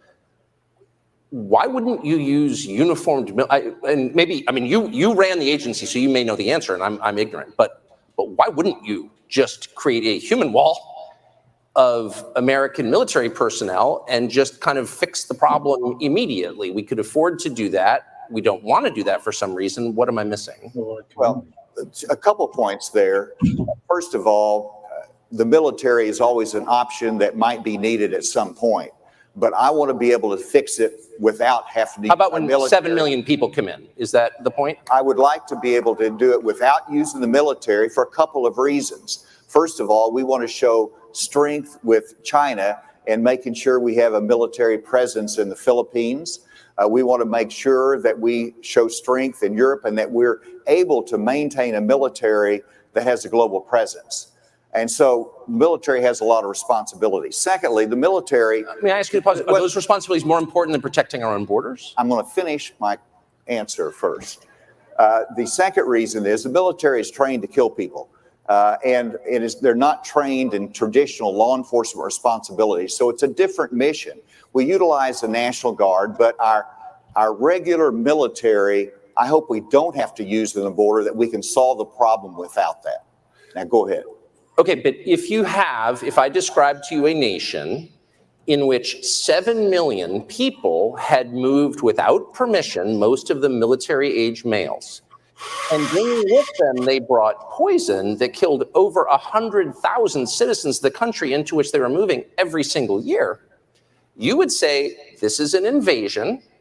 This is not only a challenge to a sovereignty, this is proof that sovereignty doesn't exist. You don't control your country. It's not really your country. And you would say that's an emergency. In fact, you might even say that's worse than what's happening in Ukraine right now. from an American perspective. And so if that doesn't meet the definition of an emergency with which you'd use the U.S. military to respond, then what does? What's happening in the Philippines? I mean, I'm not mocking you, but what is happening in the Philippines is more important than that. Well, the Philippines is close to Taiwan, and so that sends a signal, of course, that fact that we have our bases there, that if we have the right personnel, the right equipment there, then we send a signal to China, don't touch the freedom of Taiwan. And I think that's important. But in terms of what is important, obviously, whenever you look at the Trump administration, they took steps along the border, but they didn't put the military personnel there. And whenever you look at how we can solve that problem, if we can solve that problem short of it, there could be, there's some candidates that advocate using the military to bomb the labs in Mexico. Well, that is called an invasion, and I'd like to be able to do something short of invading a neighboring friendly country, and there's ways to do it. I've worked as the head of the DEA with President Vicente Fox at the time to dismantle one of the cartels. And we can do it again. We've got to use economic pressure on Mexico in order to be successful in targeting the cartels. This last week was extraordinary. Down in Mexico, you're seeing them use roadway bombs, the cartels, and it wound up killing civilians. Mexico has to wake up to the threat to their country and to their economy and to their citizens from the unleashed power of those cartels. The United States needs to support that and pressure Mexico if they're not going to cooperate. I'm a little confused by the orientation. So, of course, there is a drug war ongoing in Mexico. It's been going on since you were involved in government. But it's the carnage in the United States that I think most Americans are worried about. So you just described Mexico as a friendly country, and we need to help Mexico get the drug cartels under control because they're killing people in Mexico. But they're also killing hundreds of thousands of people here, and nobody seems to care. So we can argue about, what the policy solutions are, but it's the emphasis that I think is very striking to a lot of voters. Like, where's the outrage? 100,000 people die of poison sent through Mexico, and we call them a friendly country? I don't understand. Well, you haven't been to my town hall meetings, which no, but I'm offering you a chance. In which I talk about the fentanyl crisis in our cities. And Tucker, you're absolutely right. Whenever I have a friend that I call up who's in New York City, but he's from Arkansas, and I call him up, talk about a political question, my campaign actually, and I said, what are you doing in New York? And he said, my son, who is a college-age student, went to go watch a baseball game in New York. He goes out in the street, as he should not have done, and he bought a Percocet pill. Yes. And the Percocet pill was laced with fentanyl. And he overdosed and he died, and so the dad was there to pick up and recover the body. And so fentanyl is a crisis. It's the number one cause of death between those ages 18 and 49 in America. So it is a crisis. It is serious, and it has to be addressed both with going after the cartels, controlling the border, but it's also about what Governor Kim Reynolds did here in Iowa and had a fentanyl conference, which I attended, in which parents who had been impacted were trying to educate others about the danger of illicit drugs, particularly fentanyl, and how they can be laced with other drugs. That's the kind of education effort we need here. It's about addiction counseling as well, and families struggle with this. I've struggled with this. And so, yes, it is something that I take very, very seriously. Yes. I'm passionate about. I'm outraged about. Amen. When you pray, what do you pray for? Great question. I heard your interview. It was really great today with Bob Vanderplatz, and I saw that you got to Deuteronomy. Yeah, I've only gotten there, but I'm pretty psyched for Judges, I'll tell you that. When you get to James, you asked me what I prayed for. There you Bob. I pray for wisdom. In James, it talks about, if any man lacks wisdom, let him ask of God, who giveth to all men liberally and upbraideth not. And that's the old King James Version, I know. And upbraideth not is like a child that's coming to a parent and saying, can I have something and you fuss at them. God never fusses at us or upbraids us for asking for wisdom. So I pray for two things. One, that I'll be a good steward of God's blessings to me, Yes. which are the opportunities in public service. And secondly, that he'll give me wisdom. And there's human wisdom that understands the affairs of man that Daniel and David were so wise in. But then there's also the eternal wisdom, the wisdom that we can see our lives through the lens of eternity and recognize that the votes that I cast, the vetoes that I do, it's not just a matter of accountability in history or with your constituents, but we're accountable as believers in eternity.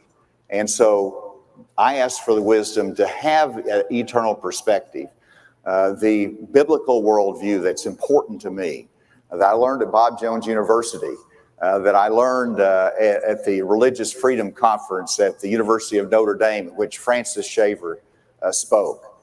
And I put that into practice in my life as a young lawyer before I was the youngest U.S. attorney.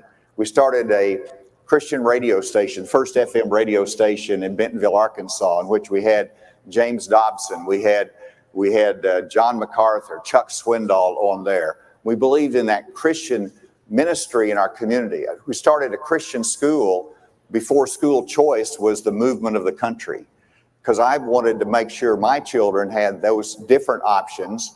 And so that's how I put wisdom to apply in my life personally, but also in the public arena. That's the best thing to pray for. I appreciate it. Thank you, Governor. Great to see you. I got to say one more thing. Yes, please.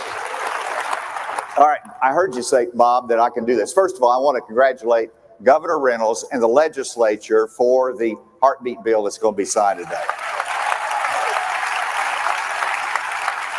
Arkansas has been ranked as the #1 pro-life state in the nation. I'm proud of that. We want to protect the unborn child. But I also wanted to say that all kinds of people here with different backgrounds, you've got different candidates as a favorite. I want to get on the debate stage. I think you want a robust debate. I want the people of Iowa to make the first cut on who's going to be the presidential nominee. And so help us get on the debate stage. My website is asa2024.com. And if everybody in this room gave $1 and then told 10 people to give $1, you'll get me on the debate stage. I'll give Iowa all the credit. Thank you all very much. Thank you. Thanks. Great to see you, Governor. Thank you. And look who we have with us. One of my favorite people. Good Elizabeth. evening. Hello. Thank you for Hi. coming and providing some backup here. Yeah, no problem. So, did you see enough of that to give us an assessment of Asa Yeah. Hutchinson? So I don't know him really, and I'm not great with US politics really, but listening to that, all these guys are men of faith. So that's not going to be enough, right? So he kind of went into that, and I saw some of the comments, some skeptical people in Haleo, some skeptical people in his, how genuine he is. I agree. It came across a little fake to me as well. But regardless of that, the war, he just seems like that's the priority, right? Let's give Tucker a lot of credit too for keeping on him and asking those questions. Those are tough questions, and he did not let up. And good for him. I'm really impressed with Tucker through this. But obviously, his priority is the Ukraine war as opposed to defending borders.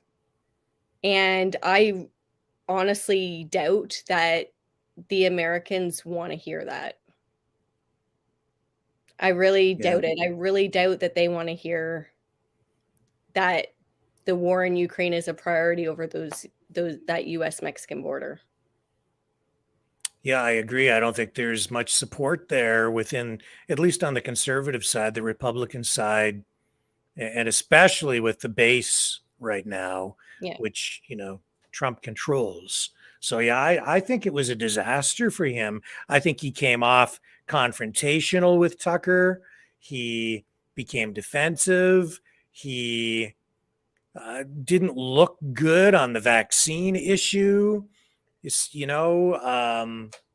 Even though he said that he's about personal choice, it didn't feel like he was committed to it. And then he admitted that he'd had the jab, which I don't think played well. That the whole thing just felt bad in the Yeah, end. and maybe he could have explained, his perspective on that. Like maybe there was a good reason why at the time he did believe in it. Who knows, right? Like I think a lot of people could probably empathize with that a little, but yeah, the other thing too were the gender issues with children and the hormone therapy and that kind of thing. Even when Tucker presented the new information of this actually does change kids' bodies for good, it's not reversible, he still called it a treatment. He's saying, parents should decide that they want to treat their children. And I don't think that's going to go over well with the people because you wouldn't, nobody in their right mind would approve of giving any kind of dangerous drugs, irreversible drugs or procedures to children in any other circumstance. So why is this one acceptable? I don't think it is with people who vote Republican. Yeah, I agree. Again, I don't think it plays well. I don't think it played well at all here for him. I think the whole thing was just a disaster, all from beginning to end. And and it just how many times was it? 2 or 3 times when he said, I'm going to finish talking.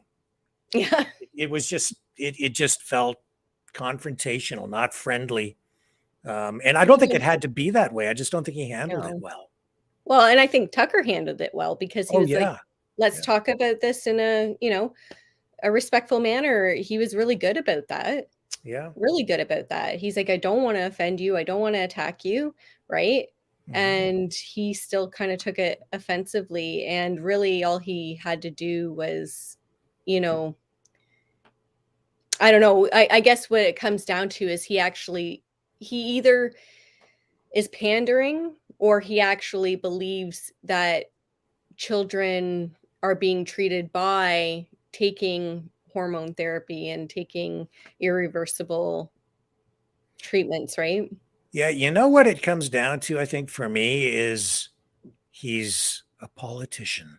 Well, yeah, that's what it is. He's like walking, trying to, straddle the fence, walk down the middle, not offend too many people. Yeah. And in the end, I think he's just alienating more than he knows because he doesn't have any conviction. Right.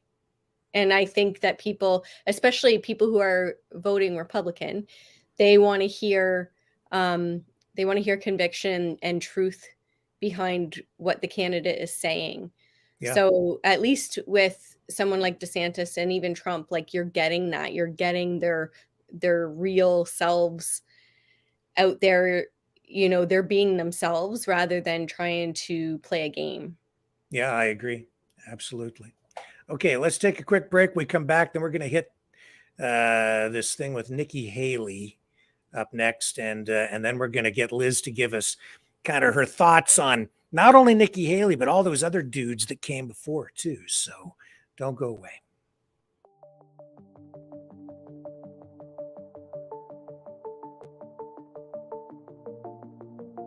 Greetings, brave Mavericks. Our quest for truth continues. We go beyond fake news. Together we expose propaganda. Together we pull others out of rabbit holes. We are maverick thinkers. We are all unique individuals, defenders of individual rights and freedoms, credible, trusted, grounded in reality. Maverick News, Maverick News. Defending free speech, free speech. Donate at freedomreporters.com. Do it now. Tomorrow may be too late. Maverick News. The world is watching.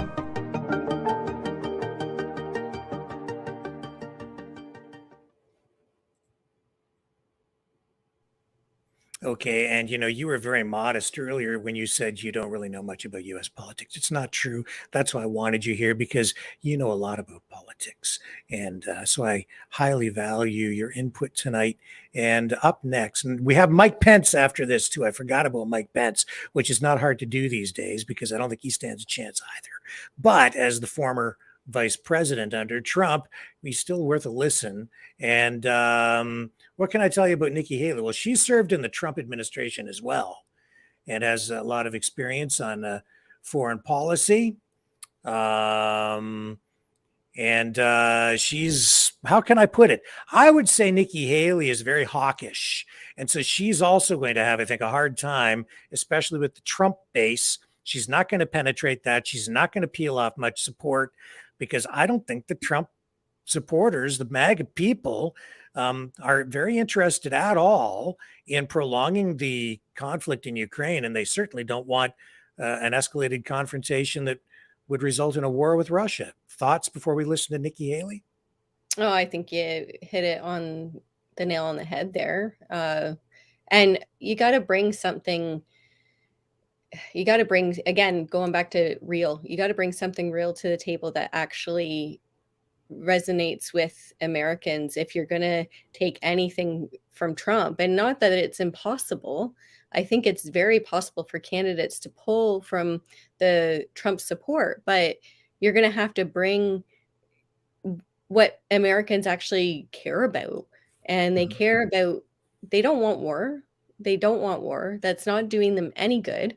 They want to be able to afford things. They want to be able to put food on their table, and they want the death to come down, right? So it's like just at-home stuff. And right. Yeah. Yeah. Just pick up my garbage once a week. That's all I ask, really. Just pick up the garbage. Okay. Let's go to Joe Biden got 81 million votes. And my question is, do you accept that? And second, how do you think he did that? I mean, all I care about is changing that. Like, we can't afford a President Kamala Harris. I will say that over and over. Amen. And we have to do everything we can to make sure that that happens. But as a mechanical question, it's not a trick question. It's just like the mechanics of it, something you're thinking about since you're running. I don't think anyone would say Joe Biden was a great candidate.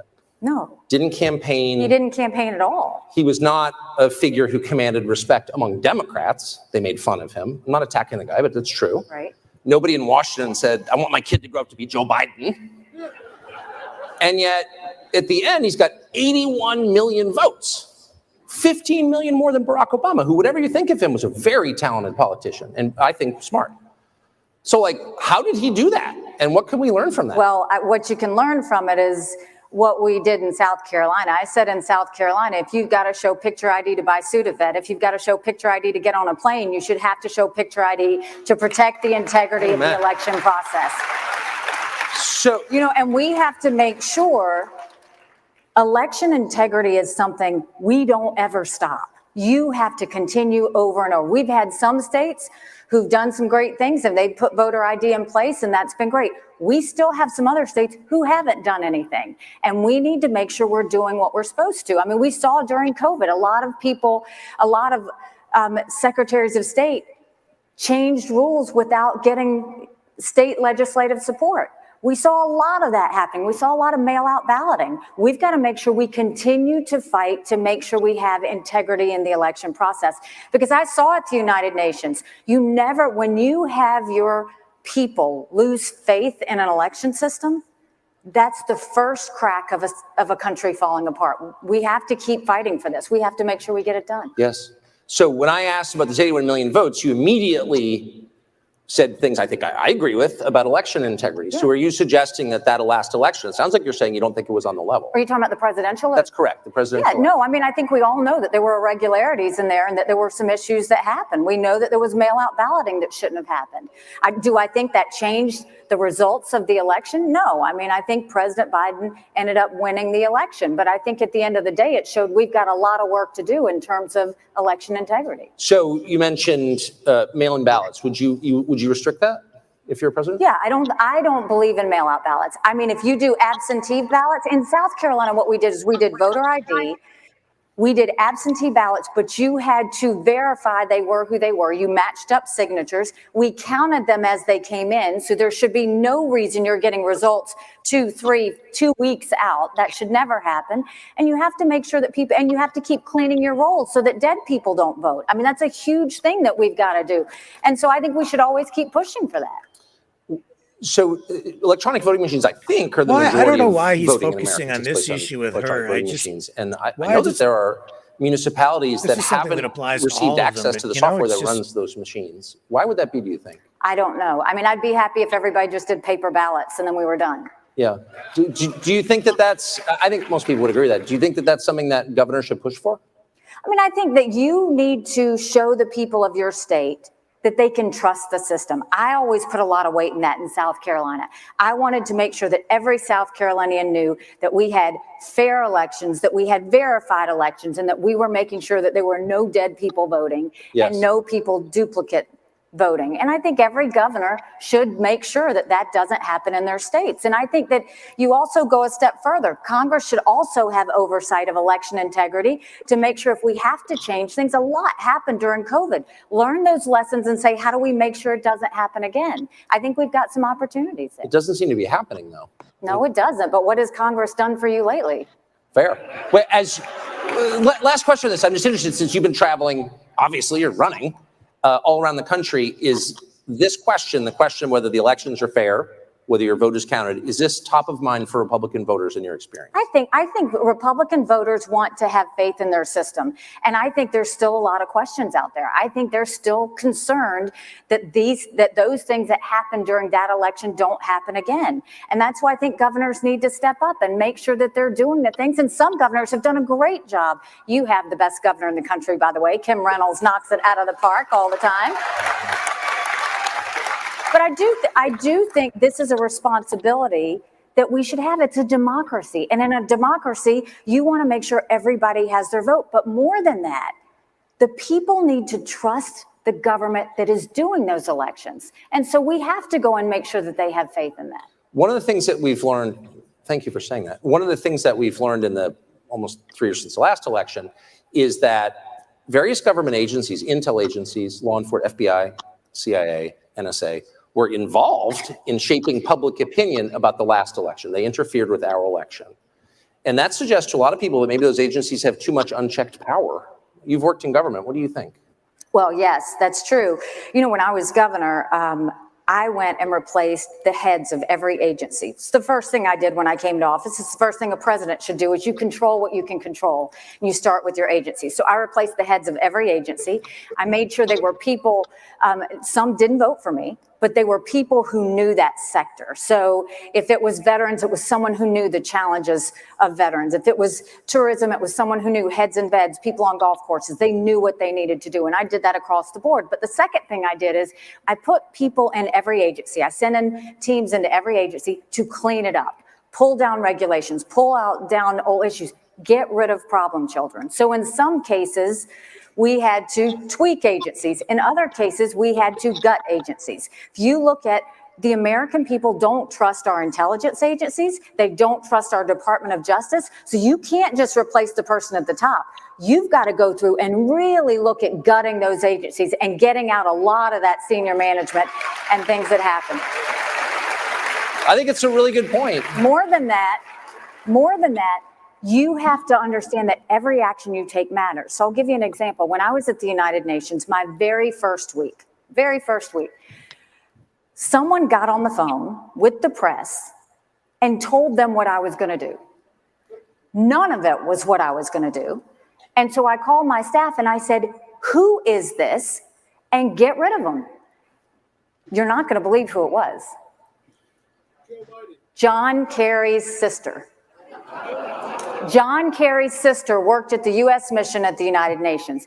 And I said, get rid of her. And they said, you can't. She's here for 6 more months. And I said, you take her key pass, you take her computer, and we will pay her to sit at home. But she is not to walk back into this building. Wow. Well, then you have to be willing to really do the things to shake it up. The next thing that we have to do is, I know presidents typically meet with their governors once a year. I will meet with my governors once every quarter with the sole goal of get the power that's at the federal government, push it down to the states. That's how you empower people, is pushing it down. And you push it down. That can be education, that can be healthcare, that can be benefits. When I was governor in South Carolina, we had thousands of people on welfare. I went, and instead of them sitting on the couch, I went to our businesses and I said, look, if you will take this person and train them, I will pay this X number of weeks, and then you decide if you want to hire them. We moved 35,000 people from welfare to work. I went into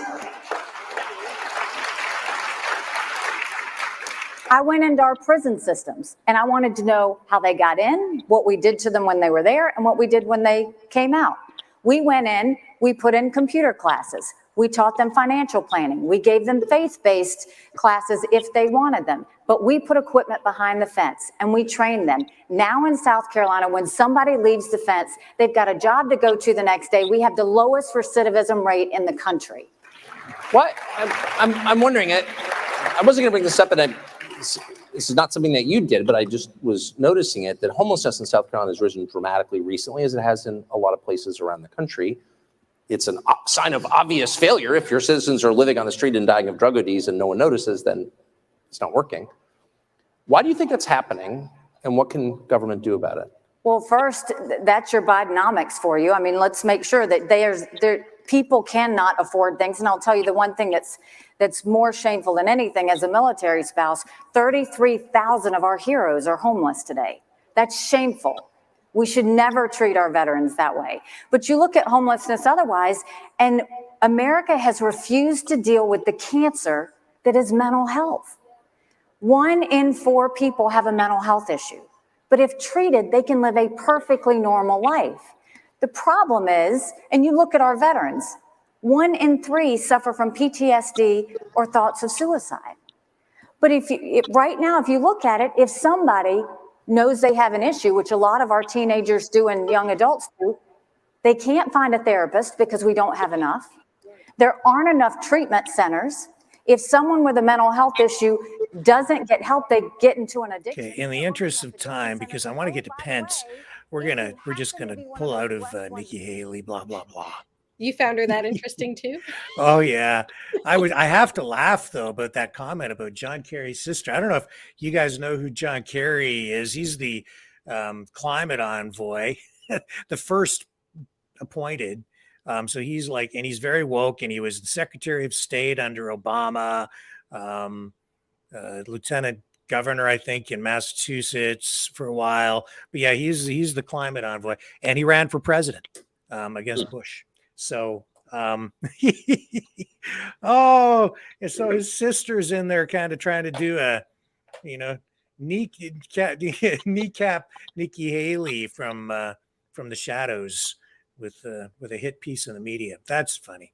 Anyway, so what do you think of her? And here's Leo out. Can you hear me, Rick? I can, sir. Yes. Hi, Liz. How are you today? Good. How are you?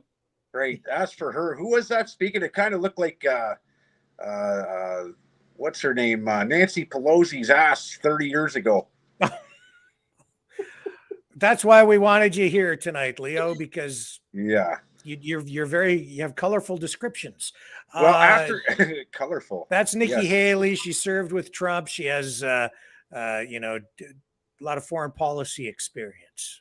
She's one of the Trump backstabbers. DeSantis so far, okay, out of all these clowns that are up there, okay, Bonnie so far, hands down, very well spoken. I like what he had to say about there's only two genders, right? Yep. Okay. And he's not going to lie to people. I like what he had to say, but I must have been missing something in the last 24 hours when I heard that the National Guard is on the reserves are on. What are they on? They going to war? Yeah, he's starting to mobilize them, just I think to get them in position in case they're needed, I guess. But it's not getting much play in the mainstream media, but it's happening. It's out there. Because I never heard it till this show tonight, right? Yeah. And I try and stay in tune, but I don't know. Does the sitting president think that if he goes to war, there'll be no election, sort of like the Ukraine's? Because he's got another thing coming. Yeah, I don't know. I keep hearing that kind of talk that there won't be a 2024 election, but I'm not putting much stock in that. I think there will be an election. All this I keep having people send me stuff. What do you guys think? Go ahead, Liz. Just my impression of Americans is they're not going to be pushed around, and they're going to want an election. So they're going to have to do it. Like, do you really want everybody just in a huge uproar? I don't think so. 82 million people can't be wrong. But I'll tell you one thing. If he thinks he's going to go to war with the American people to Ukraine and thinks there's going to be no election, there's going to be an ejection. If they thought that the January thing that happened, I'm not saying it on YouTube, you guys know where I'm going, okay? It's going to be tenfold, 1,000-fold. It's going to be at the end of Joe Biden, okay? Enough's enough. The people have had it. 82 million people just can't be wrong, right? Yeah, there will be an election. What's going to happen in Ukraine, I don't know. I've been very worried that for quite a while that this thing will escalate to the point where they will be coming for our sons and daughters, not just in the US, but in Canada as well. I think it will get to that point because I don't think it's going that well. I've heard some numbers coming out of Ukraine suggesting that the population of the country has been reduced as much as 40 to 50%, where it was somewhere around 42 to 43 million, I think, somewhere in that range originally. And they've lost through people, fleeing the country to get away from the violence and the death to the number of troops that have been killed. So the population of the country has been cut, as I say, between 40 and 50%. Already, and the troops have been, devastated. That means that in order to continue fighting, they're going to need personnel, and that can only come from outside the country. They've burned through not only the resources that we've sent to them, the weapons and even the money, but they've ripped through their personnel as well. I feel if they did that, would they have to make Ukraine a NATO country? Would they have to make that official or no? No, they wouldn't have to do You that. don't They think can that just. they would do that? I don't think they can during wartime. Well, they could, Well, and that's what they were talking That's what about they were talking during the about, summit yeah. this week. It was a possibility, but they didn't want to do it because if they do make Ukraine a NATO country, then Article 5 would apply, and it would put intense pressure on all of the member countries to then get involved directly in that conflict and actually go to war with Russia, because then an attack on one is an attack on all. That's why they didn't make Ukraine an official NATO member, because these other NATO countries have decided it's just not worth it. And that should also tell us something. This war is not going as well as they're claiming it is, because if it was a slam dunk, they probably would have said, yeah, come on, let's bring Ukraine in and we'll just finish this thing up. Yeah. But they're not confident that they're going to win this. Well, Rick, I feel that Canada, United States, NATO, okay, their war's inevitable, okay? And I'm a pretty peaceful guy, but there's many people like me that if you think you're going to come and conscript my son to go to battle, you better bring a few body bags, because you're going to be losing a few good men over here, I guarantee it. And at 53, I'll throw my life on the line to defend my son and my nephews and my nieces and everybody else. We're not going to war. if we're going to war, it's going to be a war with the government. I guarantee it, and I'm going to stand on that side. And I'll I'm throw with my you vote there 100%. right now. So Yeah, with you. I don't think people have the stomach for it, and No. even all these woke liberals who have been out there, waving their Ukrainian flags or the flags that are half Canadian, half Ukrainian, or half U.S., half Ukrainian, or a mix of all three, or whatever. When push comes to shove, and they come for their sons and daughters, I bet you their attitude changes right quick, because then they're going to have a real wake up call, aren't they? Well, hey, they're writing checks that their asses can't cash. Okay. Yeah. Period. They can't cash it. The money's running dry. Okay. War is inevitable. But like I just said, come for my kids and you'll see what's going to go down in my hood. Okay. You'll have the Canadian government so thin right now. We don't have enough troops to fill a stadium. The ACC couldn't even fill our military. So you're running thin. Right. Plain and simple. So, I've been a peaceful guy. CSIS, you're watching, RCMP, you're watching, the OPP, the FBI, the CIA. I don't give a fuck who you are. Come for my kid, and you're going to see what's going to go down. Well, we're not there yet. Hopefully it doesn't get to that point, but I hear what you're saying. Nobody wants to lose a son or a daughter in a senseless war that never had to happen to begin with. And they've had several opportunities to put an end to it. We saw the documents produced by Putin that had been signed, initialed anyway, that draft document that could have put an end to this just weeks in, that he showed those African leaders when they went to visit Putin in St. Petersburg. And then Boris Johnson went over there and put the kibosh on it and said, no, we can't have peace. No, there will be no peace, Zelensky. And they rejected the whole thing after they had it all mapped out, ironed out. It was all agreed on. All they had to do was just put the final signatures on, and this whole thing would have been over. But nope, couldn't have that, could we? Couldn't have any peace. There's no profit in that. I can't we haven't even heard that word come out of Trudeau's mouth ever. I've never heard peace come out of Trudeau's mouth. Not once. What I have heard, okay, and it really alarms me, is that the curtain is drawn. Okay, and you got anybody who asks about an election in the Ukraine, they disappear.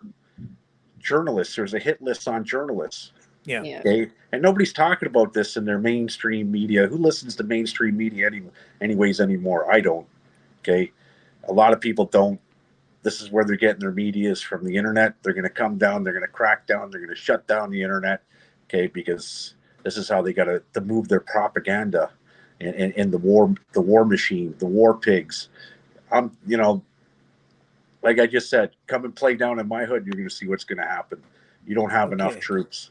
Let's take a quick break. When we come back, one more candidate, the man, the former vice president of the United States under Donald Trump, Mike Pence. Let's get into that, because Leo, you mentioned J6, and that's what Tucker Carlson is going to hammer on when we come back. I love it. I love it, Rick. I like.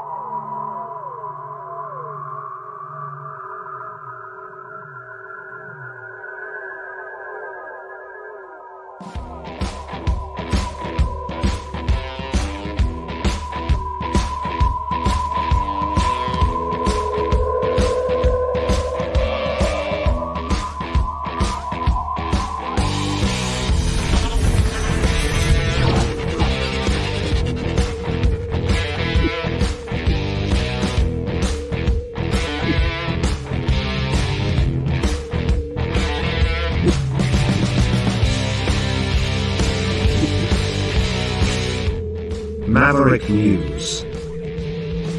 The world is watching.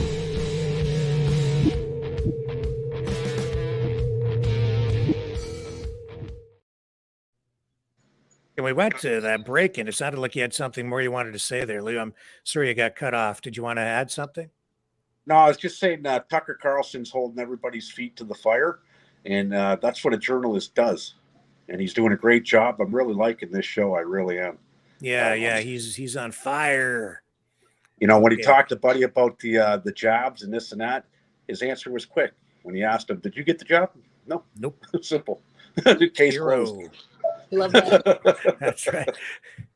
Yeah, I don't know if he thought he had a gotcha moment there or not, but no, he didn't get Tucker. Yeah, he made him look like a clown in the Herschel Walker guy there, whatever his name was. He was a clown, right? Hallelujah. This is not church, buddy. This is the politics of the United States of America. I get there's a lot of people with beliefs, but this is not the gospel church, period, Yeah. for him. I don't think Tucker likes Mike Pence much, to be quite honest. And, I think you'll get the vibe as we get into this. Here we go. Easy. I got on stage. There was no Tucker. So, Oh, hang on a second here. Hang on just a second. Here we go. Oh, we went back to the beginning. Hang on. That's a mess. Let me grab him. Here we go. Almost there. Here we go. Oh, I had it.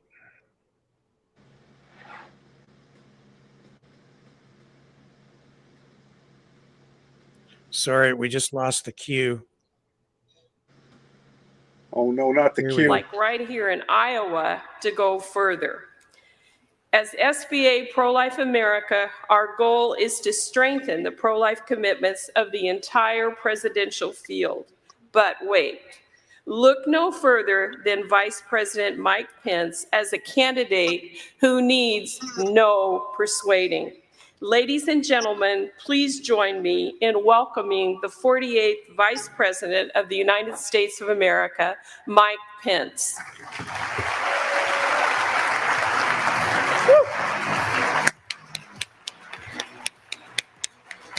The man every MAGA supporter loves to hate. As we let Trump down on J6. Mr. Vice President, how you doing? Thank you for doing this. Sorry, my mic is on. Woo! Thank you, Mr. Vice President, for coming. you bet. Thank you, Tucker. So great. How about a round of applause for Tucker Carlson for being here and doing this, everybody? Oh, he's trying to butter him up before Tucker goes The only to the I thought I was throat. going to get off easy. I got on stage. There was no Tucker. So, You know there's a recession when one of us doesn't have a job. It's me. that would actually be two of us, Tucker. Actually, I'll start there. Are we in a recession? I think there's a real possibility that's already hit parts of the country. Yeah. I mean, look, Joe Biden comes into office, and along with Democrat majorities in the House and Senate, they launched a gusher of spending, $2 trillion in unnecessary spending that initiated the worst inflation in 40 years. They launched a war on energy. They dismantled all of our successful policies at the border, created the worst border crisis in history. And the reason I'm running for president of the United States is because I know we can do better. We can bring this nation back. We can restore the American economy. We can secure our border, and we can stand for the God-given liberties that have always made this country strong and true and great. Amen. Amen. Well, thank you. And we can certainly do better. That's for sure. So I have to ask you, since you were a witness to, and in some unintentionally a participant in one of the most widely covered events in American history, January 6th, what was that? Do you think that was an insurrection? Well, first, look, can I just take a moment just to say thank you to the family leader, to Bob Vanderplatz and the whole team here, and to our friends at Blaze TV, including my old friend Glenn Beck. We're standing here on a historic day in Iowa, when in just a few short hours, Governor Kim Reynolds would take to this stage and sign into law historic protections for the unborn. And I think all the members of the family leader here in Iowa prayed and worked and fought to bring us to this day. And it's an honor to be with you all. It really is. Now, as to that day, let me just say, all I know for sure, having lived through it at the Capitol, is that it was a tragic day. I've never used the word insurrection, Tucker, over the last 2 years, but it was a riot that took place at the Capitol that day. I saw firsthand where they'd evacuated us down to the loading dock below the Senate chamber, police officers that as the day wore on, we're streaming through 150 law enforcement officers that were assaulted. Obviously, the tragic loss of life ransacking the Capitol that occurred. But I really do believe that a day of tragedy became a triumph of freedom. And I'll always believe that by God's grace, I did my duty that day under the Constitution of the United States of America and our institutions held. When you say the tragic loss of life, who are you referring to? Well, obviously, Ashley Babbitt would come to mind immediately. What do you think of the fact that she was shot? Well, I just think it was a tragic moment, without question. But I have to tell you that seeing people assaulting law enforcement officers, smashing windows, breaking into the Capitol building, it infuriated me. And it's very likely that the restraint that was shown by law enforcement officers saved lives that day. But I think it's important that we hold those accountable who perpetrated acts of violence and vandalism in our nation's capital. But I'm still waiting for equal vigor and equal prosecutions to be brought on those that brought hundreds of BLM riots to cities across America. Amen. I mean, the truth is, we don't make progress in this country by walking away from the rule of law. We uphold the rule of law and we apply it equally and fairly. And I think that holding those accountable that rioted at the Capitol that day is right and proper. But I also believe that people that engaged in the hundreds of riots over the summer of 2020, literally burned out, family businesses and communities and also cost lives, yes, must be held to account. Amen. So we spent, when the BLM riots happened and the riot in front of the White House that injured more law enforcement personnel than January 6th, we spent a lot of time talking about why those rioters were mad. They were mad about systemic racism and the death of George Floyd, et cetera. Why do you think the people who swarmed the Capitol on January 6th were mad? And why haven't we talked about that? Well, first off, I would tell you that I think the January 6th committee was a partisan committee in the Congress of the United States. And it failed its historic mission of bringing the facts forward. Yep. And I know your commitment to bringing all the facts to the American people, Tucker. And I know we're grateful for that. The truth of the matter is, as some members of the staff of the January 6th committee said after it adjourned, they spent all their time focused so much on one individual and on placing blame that they spent very little time focusing on law enforcement failures that happened that day and intelligence failures that happened that day. And I hold to the view that we can never let this happen again. We can never allow the capital of the greatest nation on earth to be subject to a riot for any purpose, for any motivation. And for that reason, we need to understand why law enforcement that day was not better equipped, better prepared, where the intelligence failures were. And I believe that in time we'll have those answers. Amen. But I wonder, though, again, about motives, since these were, and I'm not excusing any act of violence ever anywhere, including on January 6th. However, they were American citizens. Most of them didn't commit acts of violence, and they were really mad. And they were mad because they thought the election was unfair. Right. And I wonder why more time hasn't been spent by either party reassuring Americans that our elections are real, that all votes are counted, that the electronic voting machines, which no one seemed to trust 10 years ago, now are infallible, why mail-in voting is a good thing. Like, why doesn't anybody try to reassure the public that the mechanics of voting are legit? And are they? Do you think the last election was fair? Well, as I said on January 6th in my communication to the Congress, and I've said many times since, there were irregularities in the 2020 election. There's no question. There were about a half a dozen states that changed the rules of elections in the name of COVID. Yep. And that undermined public confidence in the outcome of our elections. Now, at the end of the day, we brought more than 60 lawsuits, states engaged in recounts. And when states ultimately certified and courts upheld those changes in virtually every instance, and ultimately we were able to determine that that the changes, there's no evidence that the changes had changed the outcome of the election in any way. I knew that my duty was clear that day.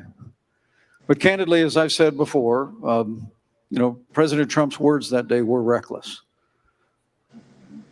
I believe whatever his intentions in that moment, it endangered me and my family and everyone that was at the Capitol that day. I believe history will hold him accountable for that, just as the law will hold everyone that engaged in acts of violence. But may I just get, to the rest of us who weren't there, who were just participating or trying to in our democracy, 10 years ago, Democrats said, look, electronic voting machines can never be secure.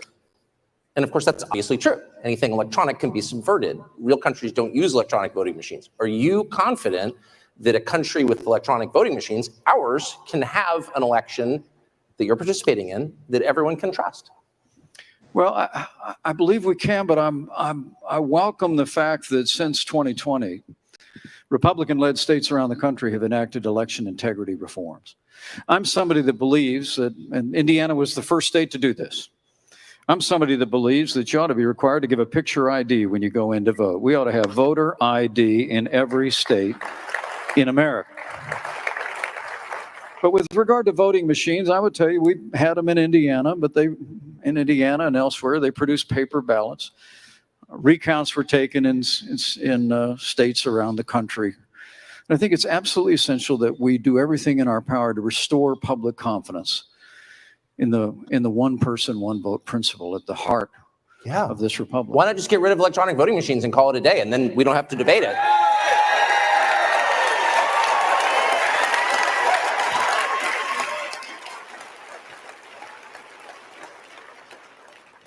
Well, I would certainly be open to that. Is there a downside? But what I believe, Tucker, is that states govern elections. States ought to conduct our elections. In fact, our founding fathers debated this at the Constitutional Convention. It was one of the reasons why I believe that my duty was very clear on that day. Despite the fact that my former running mate continues to hold the view that I had the right to overturn the election. I had no right to overturn the election. The presidency belongs to the American people and the American people alone. I had no right to reject or return votes that day. And Kamala Harris will have no right to overturn the election when we beat them in 2024. But this principle of state control of elections is absolutely vital. We've got to, one of the very first bills that Nancy Pelosi, Chuck Schumer, and Joe Biden brought to the floor of the Congress was a bill to nationalize our elections.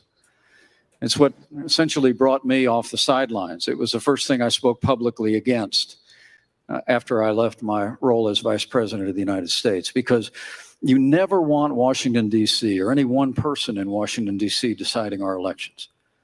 And the truth is that one of the ways that we've governed the integrity of our elections is by letting states like Iowa, like Indiana, every state across the country to be able to conduct our elections. So if states were interested in going to all paper ballots, I would cheer them on. If states were willing to use, with strong integrity, continue to use electronic machines, I'll cheer them on.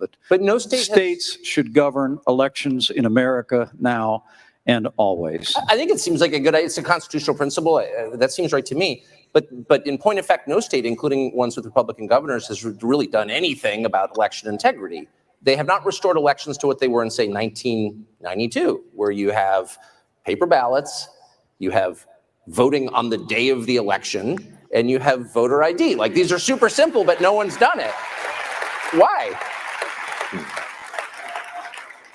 Well, I think there's plenty of opportunity to advance election integrity reforms around the country. As long as we don't intrude on the independence of states to conduct elections and to manage their elections, there are ways the federal government could provide resources and encourage reforms. And if I'm president of the United States, I promise you, we'll fight every day to restore public confidence in the elections in this country. So you've issued thank you for that. You've issued a bunch of public statements about your views on foreign policy, which are definitely within the mainstream of Republican views, as far as I can tell. You recently met with Zelensky, according to news reports. And I'm wondering if during that meeting, as a prominent Christian leader, which you are in addition to your political views, you broached the question of his treatment of Christians within Ukraine. The Zelensky government has raided convents, arrested priests, has effectively banned a denomination, a Christian denomination, the Ukrainian Orthodox Church within Ukraine, has persecuted Christians. And I wonder if you raised that with him. I did raise the issue when we were there. And I raised it with the leader of the Orthodox Church when I was visiting Kyiv, and asked him about concerns about religious liberty. He assured me that the Zelensky government in Ukraine was respecting religious liberty, even while recognizing that there were very small elements of the Russian Orthodox Church that were being utilized for the purpose of advancing the Russian cause in Ukraine, and that they were taking steps to hold them to account. But the leader of the church at St. Michael's in Kyiv told me personally that he believed that the Zelensky government was respecting religious liberty. And I must tell you, other than the sanctity of life, there's no higher priority in my life than preserving the freedom of religion in America and championing religious liberty around the world. I'm confused. On this question, it's very clear that the Zelensky government has arrested priests for having views they disagree with. That's not consistent with religious liberty. It's an attack on it, and we're funding it. And I'm just wondering how is it, and I don't mean to be disrespectful at all, but I sincerely wonder how a Christian leader could support the arrest of Christians for having different views. Well, what I can tell you is I asked the Christian leader in Kiev if that was in fact happening, and he assured me that it was not. People were not being persecuted for their religious beliefs. Now, he said let me take a break here. I know we disagree on this strongly, but I respect your right to your opinion on Ukraine, and I trust you'll respect mine. Look, I've been to Ukraine now twice. My wife and I traveled into Ukraine. Okay, let's pull out of that. I think he's just avoiding the issue. I think that he clearly has just decided to take the answer at face value so that he can conveniently ice skate away from something that is an inconvenient truth. And the reality is the Zelensky regime has been violating personal liberty. They have no respect for religious freedom. They've suspended elections over there. They've been arresting journalists. They have a hit list for political activists, artists, and journalists. Some of those people have actually been killed. And Mike Pence just chooses to put the blinders on because it's convenient. And it's a lot easier for him to do that than have to actually confront a very serious issue that might actually cause the United States to rethink its entire position on the Ukrainian issue. Thoughts? Lots. I think you're spot on there, Rick. Like, it's again the fence sitting, right? Like, and again, I really don't think Americans want to see that. I think they want to see them say something with conviction and take a stance. He doesn't have to be, well, I'm against Ukraine now because they violated those religious rights. But he can say, no, that is unacceptable. We don't violate religious rights. And, I will definitely convey that, or, make a little bit of something up, but just to avoid it altogether. And yeah, that looked like a bunch of BS. Well, he went to Ukraine. He's not actually fence Well, I asked sitting. him. He says it's not happening. Yeah, it says not going on. So it was like, who am I to judge? Or who am I to second guess? And of course, he doesn't want to, because then that forces him to then have to address that. He doesn't want to have to address it. So the answer is very convenient for him. He's being willfully blind. Yes. Yep. I think he's an Arnold Benedict. Okay, he's a traitor. Now, he could sit there and say he don't want he wants electronic ballots or paper ballots, but nobody, like you said, Tucker pointed out, nobody's reforming anything. Okay, yeah. When were the Shads in the Bush election? Remember the one in Florida? Remember the Shad election? I'm not sure what you're talking about. Right. Okay. So there's been election interference and all kinds of shit in the U.S., Canada, all over the world for too long, man. And it don't have to be like that. Are you talking about when Bush was? Yeah. Right. Yeah. Remember, Yeah. who was it? Buchanan and Bush? Were they Yeah, running? and they had to have the recount, and it came out in favor of him. But yeah, I remember. Yeah, the Shads. Okay, they've Yeah, the tried hanging Chads. Yeah, they've tried many things. Okay, and for Pence to sit there and lie and say about the J5, whatever it was, J6, whatever. Mm-hmm. Okay, sit there and lie blatantly. Well, we all seen the videos. Yeah. Okay. And say, oh, the security. It sort of reminds me of last week when they found the bag of cocaine in the White House, but they don't know whose it is. You got more cameras in the goddamn White House than you do anywhere. Okay, you got the security up the yin yang, but they don't know whose cocaine it was. You know, he reminds me. They found no DNA, no fingerprints. Right. No, nothing that could lead them to anyone. Right. Gee. Pence is so full of shit. He kind of reminds me of Jerry Sandusky. Okay, and he's the remember Jerry Sandusky, the Penn State football coach that was raping all the players for years. Oh. Okay, he reminds me of that type of cocky guy, right? You know, the football jock guy. You know, if next time you do this, Rick, let's get the gongs, okay, like the Gong Show, because boom. Get them off. Yeah, we didn't have to go through all this. We could have just gonged them out. 3 of us, you're gone. See you later. Up next, right? That's what it reminds me of, is the Gong Show, right? But hands down, so far, the only one that spoke decent to me was Florida's governor, DeSantis, right? He is educated. Okay, he answered the questions right. I don't know. Out of all of them, if that's the candidate, he's the guy who's going to win it. Now we got to hear what Trump's got to say, right? I'd like to see him and Trump team up. It would be a blockbuster. It would be a hit. But a lot of people out there saying DeSantis is a traitor too. Trump's the reason he's where he's at today. Well, I'm sure Trump helped him out. But, you know, he's a seasoned politician and he's taking it to the next level. You can't knock the guy. You know, well, the thing to remember about these primaries is it's like, you know, they're competing with each other. They're running to, you know, for the prize of they criticize each other. Just think back to the, you know, other elections and when these races have unfolded before. Just think back to even 2016 when Trump was running against like Ben Carson and he was very critical of Ben Carson. And then after he became president, Ben Carson was his best buddy again. Right. So that's just the way this game is played. They'll criticize each other, attack each other. It'll, you know, they'll draw blood, but later they'll be friends again. It's like the way of life. It's the way of life, Rick. Okay. I came into work yesterday. I told my boss, I'm done. I've had it. I can't take it anymore. It's Maui time, really. And he's like, are you serious? I said, I'm 100% serious. I'm looking for another job. He says, why is that? I said, I don't like the direction the company's going, period. And I don't see it being open in 5 years, so I'm bailing, right? So today they're all having a big meeting. It's not about money. You can't pay me anymore. You know, it's not about the money with me. The more you pay me, the government's going to take it.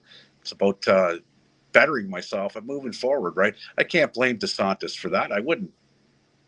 He's moving forward. You've got to remember, it's part of it's politics, right? They're politicians. It's politics. I think it's just for a lot of people, they like DeSantis and they like Trump, right? So they got two guys that they really like and they don't want to see them fighting, but they're going to have to fight each other because they both want the same position. So they have to. That's just part of the game. It is, as much as people hate it, that's what politics is. That's what it is. So it is. What about Pence? Liz, do you think he even stands a chance? Oh, he makes me want to vomit. I honestly, like, I think people will see right through that. I don't think personally, I don't think he stands a chance. He won't even, one of the things I noted is he wouldn't even say, let's get rid of the voting machines.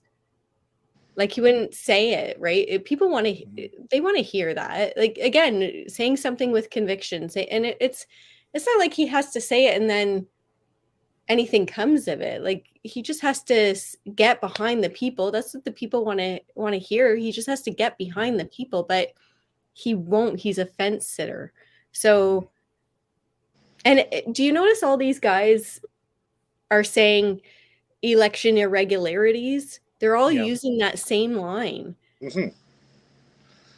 So that's where, the other, like, DeSantis is going to pull ahead because he's genuine, right? And same with Trump. They won't use those same bullshit lines that everybody else uses. It's funny. They've all practiced it, right?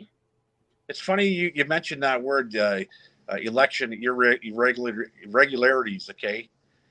Because they're not going to come out and say that if there was a fix, okay, that it was rigged. They're going to use that word that you just used, right? And it's funny they're all using it, but nobody's doing anything about it. Right. It's and sick. they won't. As for Pence will be sitting on the fence, hopefully with a pole up his ass when Trump comes back. That's the way I see it for Pence. He's an Arnold Benedict. He stabbed his boss in the back when he needed him the most. He didn't stand for him. And now he's saying, all these things that happened. We've seen the videos. Tucker released the videos. Yep. Videos don't lie, folks. Right? He's saying they weren't equipped properly with security and that kind of thing. And it's like, well, we watched them open the damn doors. Exactly. Bingo. Right. Well, I mean, there was the issue, though, of, Trump had actually asked for more guardsmen there. And Nancy Pelosi said, oh, no, we don't need that. Yeah. That in a way was like a setup, too, because it was like, no, don't bring more, crowd control. Let's just let them in. I mean, that's what I'm taking from it. It's like, it was a setup, man, in so many ways. Unfortunately, some people took the bait, and that's where we got into some difficulties, right? It ended peacefully. They could say what they want to say. You had that many people. It could have got really dark, really fast. It got way worse. Absolutely. Oh, yeah. And and they made crap up. Like the cop that was supposedly bludgeoned to death with the fire extinguisher. None of that was true. Yeah. It's provably not true. And yet that was reported, widely through mainstream media. Absolute fabrication. The guy died of, what was it, a heart attack or a stroke or something later? I think it was a heart attack, yeah. Yeah, a heart attack. And, he wasn't bludgeoned to death with a fire extinguisher. That was just an outright lie. Yeah, you know what? We've all been lied to. One thing is for certain, we're not being lied to when we're going to be in a war very soon. And I do feel that's going to happen. I don't know if it's going to be civil war or Ukraine war, what's going to happen first, but there's going to be war. It's inevitable. The writing's on the wall. I feel it in my bones. And it's sad because I went 52 years of my life. I was a born Vietnam baby, right, 1970, but I never witnessed any of it really. They've been all smaller conflicts, Grenada, the Iraq, Afghanistan, right? They've been self-contained where they didn't need a draft and need people. I don't see any people lining up at the recruiting centers, and it's going to get nasty before it gets any better. That's for sure. With Mr. Trudeau, seems to be escalating. And they're just not going to let go. Like, you watch that NATO summit and you listen to what Biden said in his closing address. It was like, there's just there. We will not waver. We're going to, it's just like just trying to rally public support for this lost cause, really, in my view. This is insane. But you can see they're kind of backing off. I think they're trying to buy some time so they can replenish their ammunition and shore up their resources. I think the longer it goes on, the worse it is for Russia. Russia needs to accelerate what they're doing and not give the Western countries time to replenish. That, I think, would be a mistake on Putin's part. He needs to move in, try to end this thing as quickly as possible. I'll throw it back to you guys. I think Russia is not stupid at all. Okay, they have their own alignment with Iran, North Korea, China, all these rogue states. Okay, and they're just, you drop cluster bombs on Russia and see what happens. NATO, it's game on and game over very fast. They're not going to put up with it. And if the Chinese throw their hat into it, look out, Taiwan's gone. And who knows what else is gone. It'll be like the movie Red Dawn, where everybody's flying over North America, troopers flying out of planes, right? And then all hell's going to break loose, right? Russia's not stupid at all, right? So if the Americans are going to amp it up on with NATO, not only do they hold the gas in the oil reserve for the Baltic states, they're going to freeze them out. It's going to be a humanitarian crisis at its best. Okay, and what do you expect Russia to do? Well, if this thing escalates and we get involved in a conflict with China, I think we're done. I mean, what are they thinking? We're can't go to war with China. No. Everything we have comes from China. As soon as we go to war with China, we have nothing. I mean, through the pandemic, they couldn't get chips to manufacture cars, for crying out loud, and so many other things. The supply chains got disrupted from that. Can you imagine if we go to war with China and they can't get, like, everything comes from China? Even I can tell you that even all your auto parts today come from China. If you go to the auto parts store to buy, doesn't matter what it is, spark plugs, brake pads, it doesn't matter. It's all from China. So if we go to war with China, we are screwed. We're done in like a week, because the economy will collapse, and then we're done anyway. I'm in the Great Canadian Superstore the other day buying some groceries, and there was aisles, Rick. I should have took pictures of this. Okay, empty. And my wife says, "What's going on here?" I said, "You know what? There's the West Coast strike, the port strike." Yeah. Okay. So this is just a taste. This is just a strike on the West Coast with the ports. If China was to close down commerce, we're fucked. We're fucked really fast. Mm-hmm. You think the shelves are going to be, a few shelves are going to be empty. They're all going to be empty. And if they don't get us economically, just pure muscle. Like, look at their forces, right? Their armed forces compared to ours. What do we got? Like, we've changed the way that in North America in general, we've changed the way that military train to be more accommodating to, like, gender and whatever, right? Whatever they want to whine about. So you think China trains that way? Hell no. Like, we're done. We're done on so many levels if it goes that way. Look at the response we had when those Chinese spy balloons were flying over North America. Those things came right into Colorado. That was pathetic. Right? So they came right into North America without even being seen by NORAD. That's scary. That is scary. Yeah, we don't stand a chance. There's no. This is terrible to have to sit here and talk like this. I mean, I wish we weren't saying these things, but I think it's true. Grow your gardens, can your food. That's the only suggestion I could give you is, right. I don't want to be an Orson Welles and tell everybody the world's going to end next month, but it sure can. There's people that have been prepping for years and years. There's nothing wrong with that. There's nothing wrong with being prepared. Prepare for the worst, hope for the best. But really, like, it comes down to what you were saying earlier, Leo, is like, the people don't want to be involved in these damn wars. It does nothing for the people, and we're definitely not going to give up our children for it. That's why civil unrest and civil disobedience will be high in North America. And I guarantee you, there's going to be backlash, and it's going to be towards the elite. These cockroaches that think they're running the show, they're not running shit. That's when not only the Chinese economy, that's when the North American economy will shut down. People will stop going to work. People will stop producing shit. And that will be the end of the U.S. government, the Canadian government, because the people are going to take shit back. And that's the only way you can take it back, unfortunately. I don't want to see that shit, but it's going to happen. It's the only way it can happen, right? So people are going to strike like they are in France, but it's going to be on massive proportions like we've never seen before, and it's going to hurt. And that's the only way you get rid of these cockroaches. There's other ways of getting rid of them too, but I won't say on here, right? People will go to extreme measures. Yeah. And they've been known to go to extreme measures, and those extreme measures will be happening as we see everybody's ramping up for something right now. The fight's on. Put them up, put them up. I just hope that if things do go where you think it is, that Canadians, Americans will stand up for themselves, but I hope Canadians finally stand up for themselves. I just worry that we end up becoming,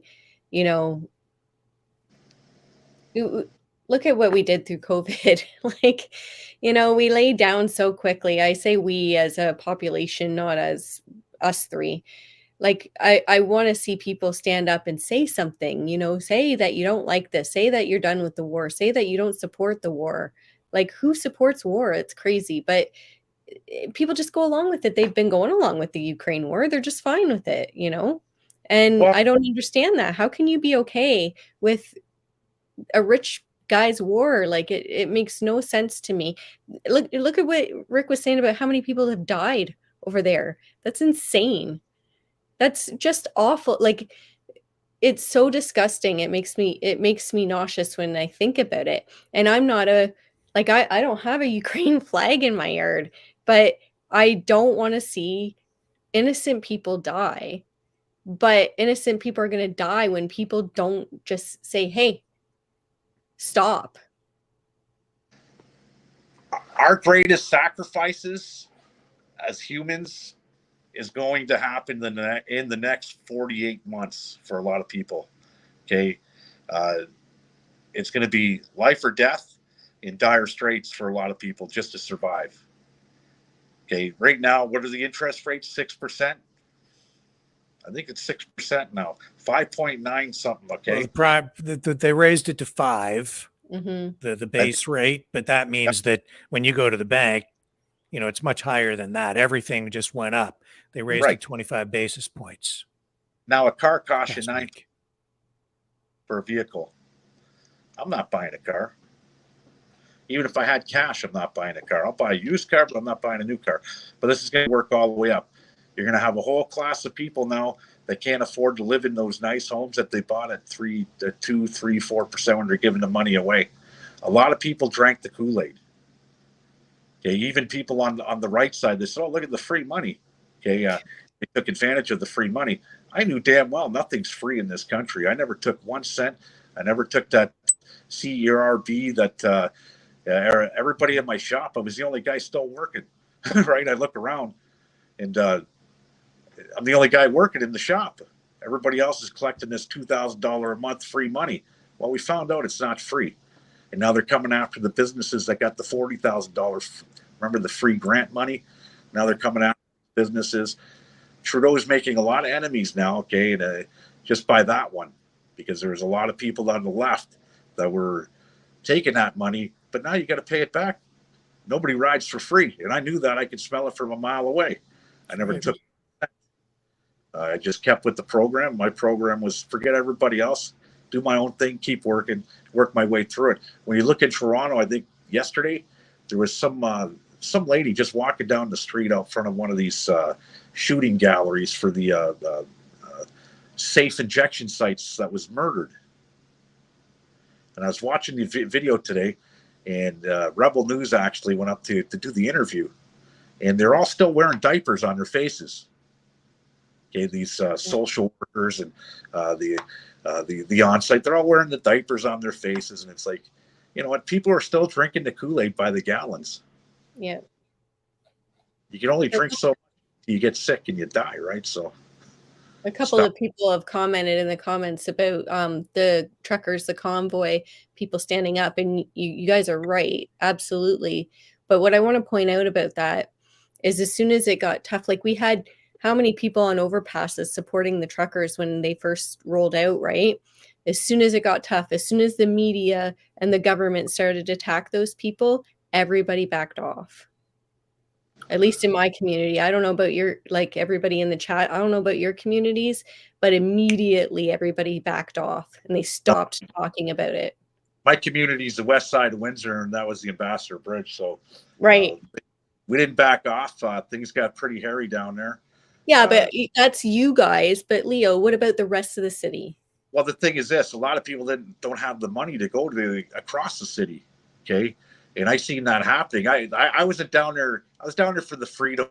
Don't get me wrong, but a lot of things I was down there for were the poor, the homelessness, the cost of living, the housing crisis, all kinds of shit. Right, that all folded into this for me. Right, and that's what I was preaching down there because I could smell it. It was too expensive for a lot of people just to get to Ottawa from Windsor. It's only what 7-hour drive, 8-hour drive. People couldn't get down there, right? There would have been millions of people. So now that they got the economic stranglehold on the people and they cut off the money to everybody, okay, you're going to have nothing. You're going to like it, and there's nothing you can do about it. There's not going to be any more big protests because people can't do it unless they're doing it on foot in their own community, right? Yeah. But you're not going to have massive protests like you see in France, not in Ottawa. You're going to have that group that's already in Ottawa that'll always protest in Ottawa.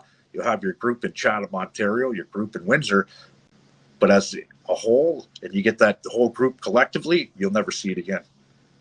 Not like that. And we have a disadvantage because of our landmass. Exactly. You know, the funny thing about the convoy, you had people coming from east and west coast, so it's north and south, right? It was pretty bizarre to see, right? And to let it go on that long, 3 weeks, that's a lot of money, man. Okay, for any type of protest like that, you got to have big bank in your back pocket. If you don't have the bank, then you're not having the discussion, right? Unless it's on the computer. Yeah. Well, it seems everybody's got convoy on the brain still years later. Let's get some final thoughts on the main topic of tonight, which is these presidential hopefuls. Leo, I'll throw it over to you first, and then we'll get Liz's thoughts to wrap up. Like I said, next time we do it, we need the gong. Bong, bong, bong. DeSantis was the standout of tonight. Obviously, we're going to get to Trump. He's going to have Trump on there, right, Rick? Eventually. No, Trump skipped this. Yeah, but you know Tucker's going to interview Trump. Oh, right? yeah. I've heard about that. Right, We'll and he's going to have RFK. He's going to have them all, right? So there's only 3 real runners out there, and DeSantis is one. You know, Trump's one, and RFK's the other one, right? There's only 3 of them out there that's going to, and DeSantis or RFK's what? A Democrat. And Biden, I think, Biden is he's going to be difficult to get out of there because the Democrat machine just wants to keep him there because they can control him. 82 million people can't be wrong, Rick. Yeah, right. Okay. Mm-hmm. So 82 million people just can't be wrong. You know what? These slimy bastards, Trudeau's one of them too. Okay, they're all slimy, and there's no way, when you got a sitting prime minister in Canada with 27% of the vote, who's got a majority party calling the shots like he's a majority, and he is, and that's because the NDP. So you know what, everybody out there, our time in Canada is going to come to vote very soon. If you vote Liberal, you're voting for NDP, and if you vote NDP, you're voting for Liberal. So there's only one way. If you want to get rid of the Liberal Party, you're going to have to get rid of 2 parties. That's the NDP and the Liberal Party, and everybody stick to the one vote. That's conservative for me. That's the only logical reason, the only logical party out there for me to vote for at all costs, even if Pierre gets a majority, whatever. On to you, Liz. Yeah. So as far as these guys go, I would say it's going to come down to DeSantis and Trump. I would hope that that's where it comes down to. I think we got to give credit where credit is due with Trump. When he was president, there was no war. That was nice, right? Americans seemed to be happy. They seemed to be doing well. He did a lot of good things. I think he had his time. My own personal opinion is I think DeSantis I think he's got a good head on his shoulders. I think he's very professional. He's proved himself in Florida. He's gotten stuff done and very quickly. Look at when they had the disaster with the hurricanes, like how quickly he fixed all of that. You know, who else has moved that fast to fix anything?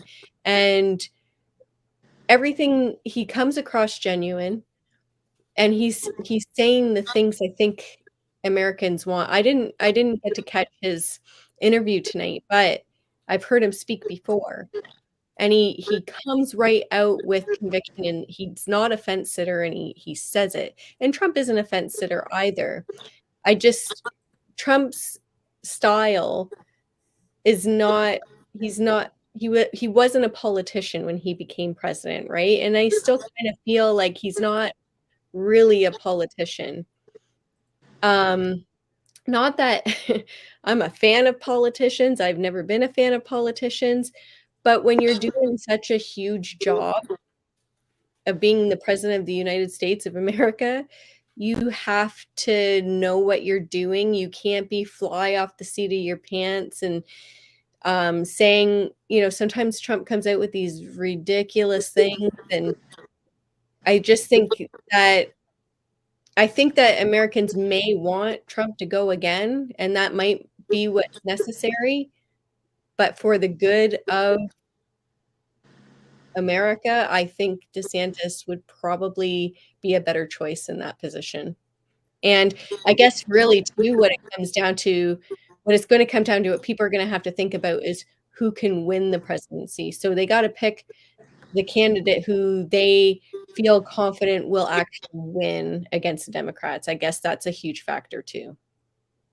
All the other guys, they're not going to win. They're not going to win. There's no way. There's no way they'll win presidency. So get all them out of there.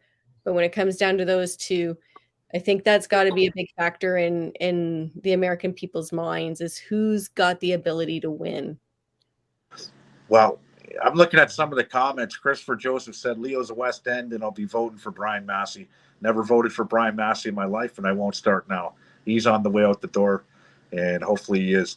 And what I get from this, either way, DeSantis or Trump, either one gets in, the war in Ukraine stops that day. Good point. That's the key. Yeah, so either way, you're in good hands. Yeah, not really losing. And if it came down to either of those two and RFK, man, would that be a cool election or what? That would be. Yeah. It would be nice to see RFK join forces with Trump. That would be just something to see. That would be crazy.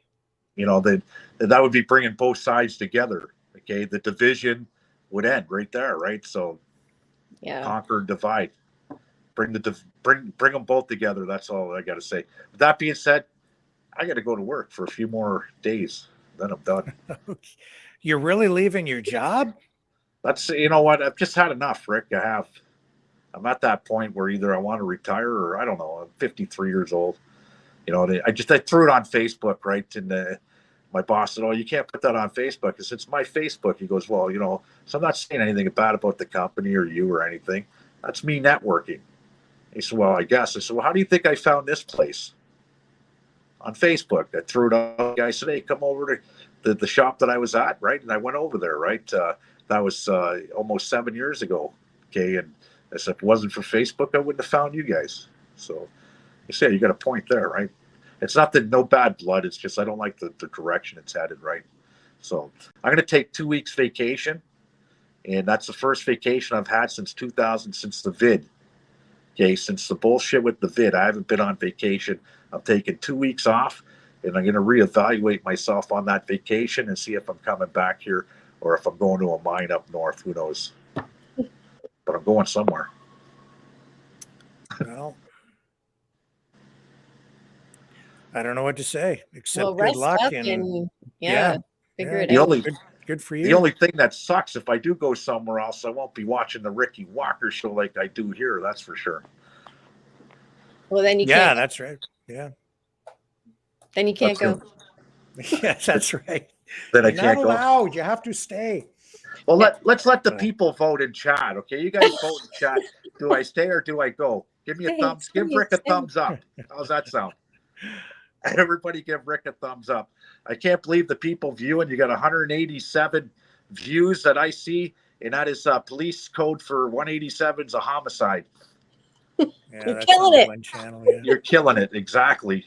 You're killing it, Rick. 187. We got a 187. Last night was off the charts. You went over 1,200 people, 1,300 people viewing. I went, look at this guy. Rick's getting big. I'm just glad to be part of the show. Follow your dreams, Leo. I'm going to stay. Monty says stay. Trump save America. What's that got to do with me staying at my job? I'll read the comments later. Thanks, guys. All right. Thank you, Leo. Have a great night. Bye, Liz. See ya. Okay. And I'm just going to say, yeah, I mean, we're all sitting here praying and hoping for peace in Ukraine. And I'm hoping things remain peaceful here at home, too. I mean, I hear people saying that they're ramping up something. Whatever it is you're ramping up for, folks, think very clearly and think hard before you take any action, because if you know, look at the bloodshed that we're witnessing in Ukraine, and then ask yourself, whatever it is that you think you want to achieve, do you want that same kind of thing here? I mean, I don't know. I'm exactly what the hell is going on out there, or what Leo was talking about, but I'm not in favor of that. So that's where I stand. Whatever the heck people are talking about that led to that conversation, I am absolutely opposed to any kind of violence, period. And we don't need to go there. So let's just stop with that crap, because we don't want what's going on in Ukraine to be happening here. Not needed, not necessary. There are solutions to our problems. That being said, yeah, it is. I'm amazed at how unqualified some of these guys running for president honestly are, and how ill-informed, quite frankly, especially on matters of foreign policy. I'm flabbergasted at some of what I heard tonight from some of these candidates who really want to double down, like Tim Scott wanting to double down on degrading Russia's military force, making that really the objective of what's going on over there in Ukraine. Just a lot of ignorance, honestly, from people who really need to be better informed. And I'll tell you this, a lot of these guys are just talking, you know, blowing smoke and spewing hot air because they really don't know what's going on, in my view. And I think a lot of them really don't really know what's going on until they actually get elected and become president or become one of the finalists, because then they don't get the security briefings anyway. And until you actually have all the information, you can't really speak with full knowledge on any of these things. That's quite often, honestly, folks, why some of these guys say one thing when they're trying to get elected, and then they end up doing something completely different when they are elected, because the information that they get after they're elected from the intelligence agencies ends up being entirely different than what they think they know before they get into power. Now, that being said, we do know that those lettered agencies carry too much power. And honestly, it's very clear from history and from what we've seen in, recent months and days even, that these intelligence agencies manipulate things in ways that they ought not be manipulating them. So there is that danger as well. And they can certainly steer a president in the wrong way. So I guess with all that in mind, all we can do tonight is hope and pray for the best. And we'll keep on watching this, and we'll be back tomorrow night, 6 p.m. Eastern Standard Time. Liz, thank you for coming and joining me here on the program and backing me up tonight. Oh, thanks for having me. It was fun. Yeah. Pleasure is all mine. Folks, see you guys all tomorrow.